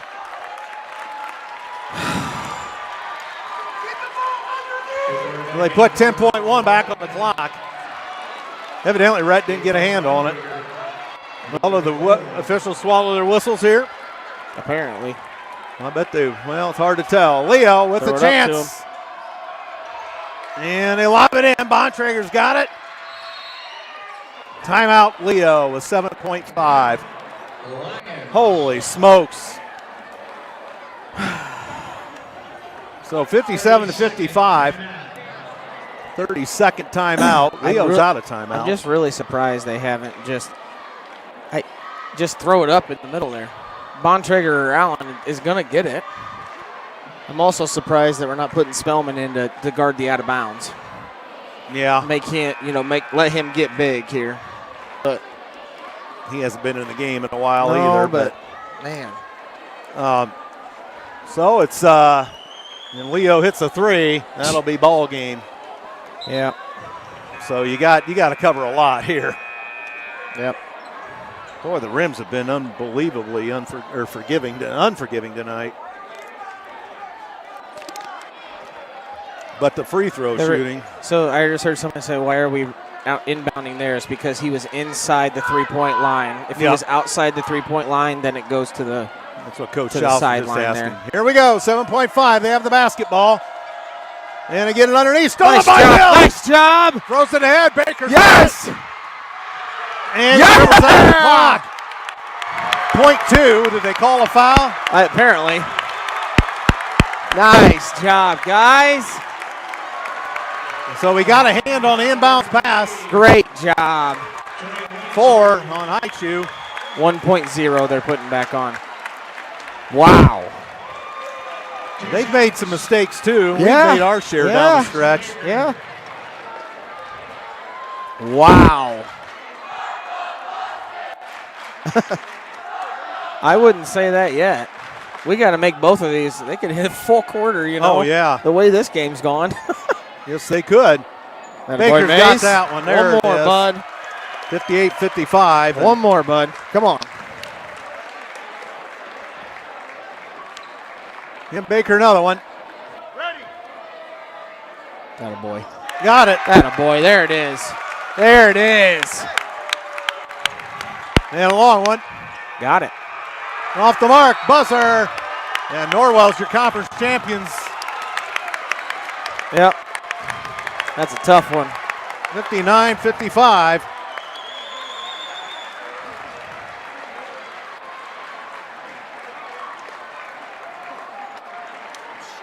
Yeah, you were really wound up. Man. You were covering your eyes almost. Whew.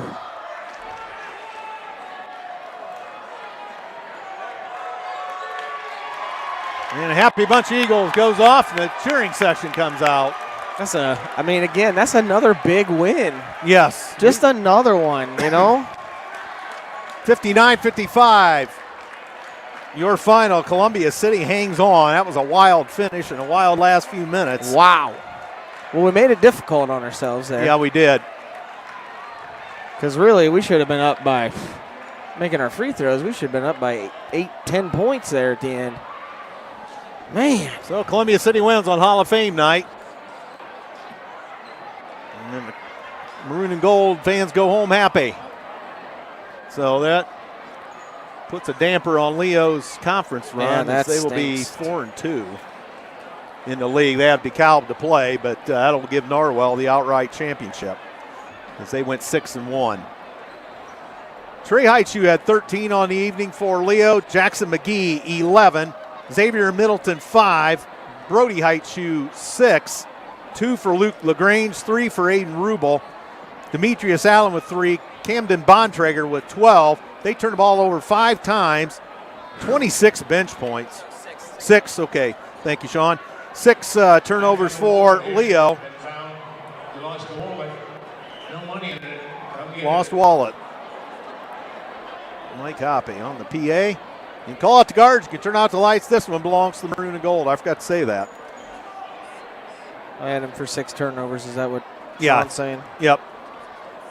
I had them for 6. I had us for 8.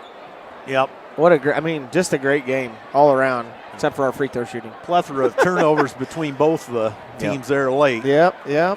Lots of open shots for both teams at the end, really. I mean, whew. Yep. Yikes. Thank you, Sean. Sean with instant stats, of course. And he's got Columbia City for 8 turnovers, 2 bench points. Boy, we got outscouted on the bench unbelievably. Well, yeah. 26-2. 2. Baker ends up with 17. Seth Mills ends up with 9. Andrew Hedrick with 18. Rhett Wilson, 6. Alex Hedrick, 7. Elias Spellman, 2. And that's going to be a happy Coach Schaus as we get another big win. We've had a propensity to get some big wins. And man, oh man.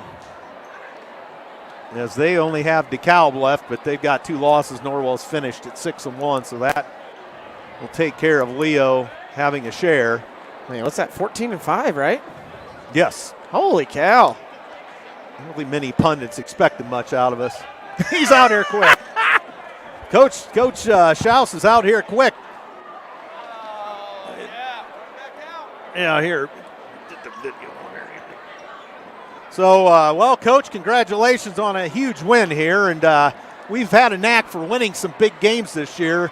And this one might top the list. Yeah, and for many reasons. Obviously, they're a great team, ranked 2nd in 3A. And they've been conference champions for numerous years, the past few years. So I was just extremely proud of our guys. You know, I thought, again, had a couple breakdowns in the second quarter, and I just challenged them hard at halftime. We have a lot of guys that don't come out of the game. And we have a lot of guys, Andrew Hedrick, Mason Baker, who are defending 6'7", 6'8" guys the entire game and battling and pushing. I told them I haven't been as proud of a group that I've coached in a long time, right? It's just the way that we battled, the way that we found ways to make plays, there at the end. Seth made a mistake, whatever. We kind of throw the ball out of bounds. Doesn't matter. We thought next play, and we found a way to get it done. But it sure was, I don't know. I was just like, let's end this thing. That last 4 minutes, kind of took a while, but just proud of the guys. I noticed you gave Baker a quick rest there before the end of the third quarter, about 30 seconds. Yeah, he was in need of one for sure. And like I said, he was battling. I thought, he could just use a quick, and it was only, 40 seconds, something like that. Yeah. But I thought that's what he needed, and I thought when he came back in, he obviously did a great job. And they had the depth, and they had the advantage off the bench tonight, but that makes it even more excellent that we were able to, with not a deep as bench, to get done what we did. Yeah, and again, another reason why I'm super excited for this group. And we had the week to prepare. Obviously, we had to flip-flop the games, and kind of our game plan. We didn't get to do it as much as I thought that we normally would, right? We didn't get to plan for the 3 days and then play them. We had to talk West Noble. So really this morning we had a game plan put together, and I thought we executed it pretty well, right? And, obviously I don't know what their average point total is, maybe I think it's upper 60s. And we held them pretty well. So, again, just proud of them. We battled, made plays. Yeah, that was a battle underneath. A lot of late in the game, especially a lot of balls that were up for grabs. 3, 4, 5 guys getting swats at it, it's bouncing around, and I think we kind of came out even on the 50-50 balls there at the end. But we got the one we needed there at the end with that. We got some good deflections on their inbounds. Yeah, and again, like I said, Seth made a couple huge plays there. I'm excited to watch that last 2 minutes because really I don't remember much of it, to be honest with you. So that's one of those. It'll be fun to rewatch, and especially since we won the game. Oh yes, and to come up two big wins and having to do it in a different style last night. coming from a larger margin. Tonight, we come back from 7 points. We got down quite a few. I think 8. Yeah. And then we flip the pendulum. We come up with 2 7-point leads late. We come up with 2 7-point leads late, and then still we had to battle tooth and nail all the way. Absolutely. And I think Coach Wool said something awesome in the locker room. After the game, these 2 wins, that win, it's like a sectional back to back, and it's going to springboard us hopefully going forward. Into to me the best time of the year, and that's the state tournament in Indiana. And again, got a lot of work to do. Still have some kinks and things to figure out, but just proud of them and excited to get back to work Monday and a quick turnaround again. Yeah. We play again Tuesday, but we're definitely we're going to enjoy this one for sure. Yeah, absolutely, and to win on Hall of Fame night, no less. And this is Doug Scheckler over there. Yeah, well, we were get a jersey. Come on, Doug. We need you in here. Well, we thought we needed him and Wool out there to combat their size. Yeah. So Coach Wool and Scheckler could have made some alumni appearances. As they both have wingspans. But, just all around a great night. And you're right. I think, not many pundits expected a whole heck of a lot out of us this season. Yeah. Preseason, and here it is. This team's fought and scratched and clawed their way. There's another one. The man. Yes. Great Kloffenstein. And they've scratched and clawed their way to, and they lost kind of in all this conversation, spoiled Leo's conference title. Yeah, Norwell should send us a thank you gift. And but again, our whole conference is just a battle. It is. It doesn't matter who you're playing, and just a big battle. And again, like I said, I'm just happy for these guys to experience this and to be able to play in a game like this that means a lot and win it and beat a great team. So we'll enjoy it. Fan support was awesome as well. Yep. We got nice and loud at the end, and it kind of combated some of the rowdies behind us. But so at any rate, yep. So well, Coach, congratulations on the win, and go enjoy this one. Yep, thank you. That was huge. All right, Matt Schaus with his comments there, and that's if you could get a song for right now, you'd get Frankie Valli's and the Four Seasons. Oh, what a night! But that would have been. That did have a sectional feel. He brought that up. Yep. And boy, did we make the plays when we had to, and we put ourselves in some precarious positions. But two knockaways down there on their inbounds plays in the last minute and a half. Getting hands on those inbounds is just incredible. And like you said earlier, why weren't they lobbing it? I mean, they got all that size down there. I mean, Bontrager can jump over anybody apparently, except for Andrew Hedrick. Andrew can jump over everybody. And I just don't understand why they didn't just try to throw it up to him. Yeah. I mean, honestly, screen Andrew and then have Bontrager. I don't know. I mean, it seems pretty elementary to think about that, but he's the biggest guy on the floor. He must have had a different plan, but must have. Columbia City, 14-5, did we say? Yeah. That's got a good ring to it. Yeah, 14-5, and Manchester rolling into town Tuesday evening. Yep. And then Northridge will be tough, obviously, up there. It's not a fun place to play. They've got some home court refs up there too. Yep. Like Belmont. So. And then we'll finish it off with Concordia in that sectional draw a week from tomorrow. So. Yep. What a game tonight. Whew. Well, we'll thank the underwriters one last time tonight. Western's Garage, ProFed Credit Union, Morse's Builders Mart, Bart's Car Store, Flowtech Plumbing and Heating, and Culligan Water, Myers Hockenmeyer McNagny LLP, Main Bowl, TNT Floor Shop, and Sweetheimer Trash Removal Roll-Off Services. They were all a part of it. And thanks to everybody that had a hand in this broadcast, Jonathan Peters, Sean Bledsoe, and others doing the camera work. So great production as usual. And that'll be it tonight, as we'll see you Tuesday evening. The Manchester Squires, an old school sectional opponent, come in. Coach Eberle's alma mater.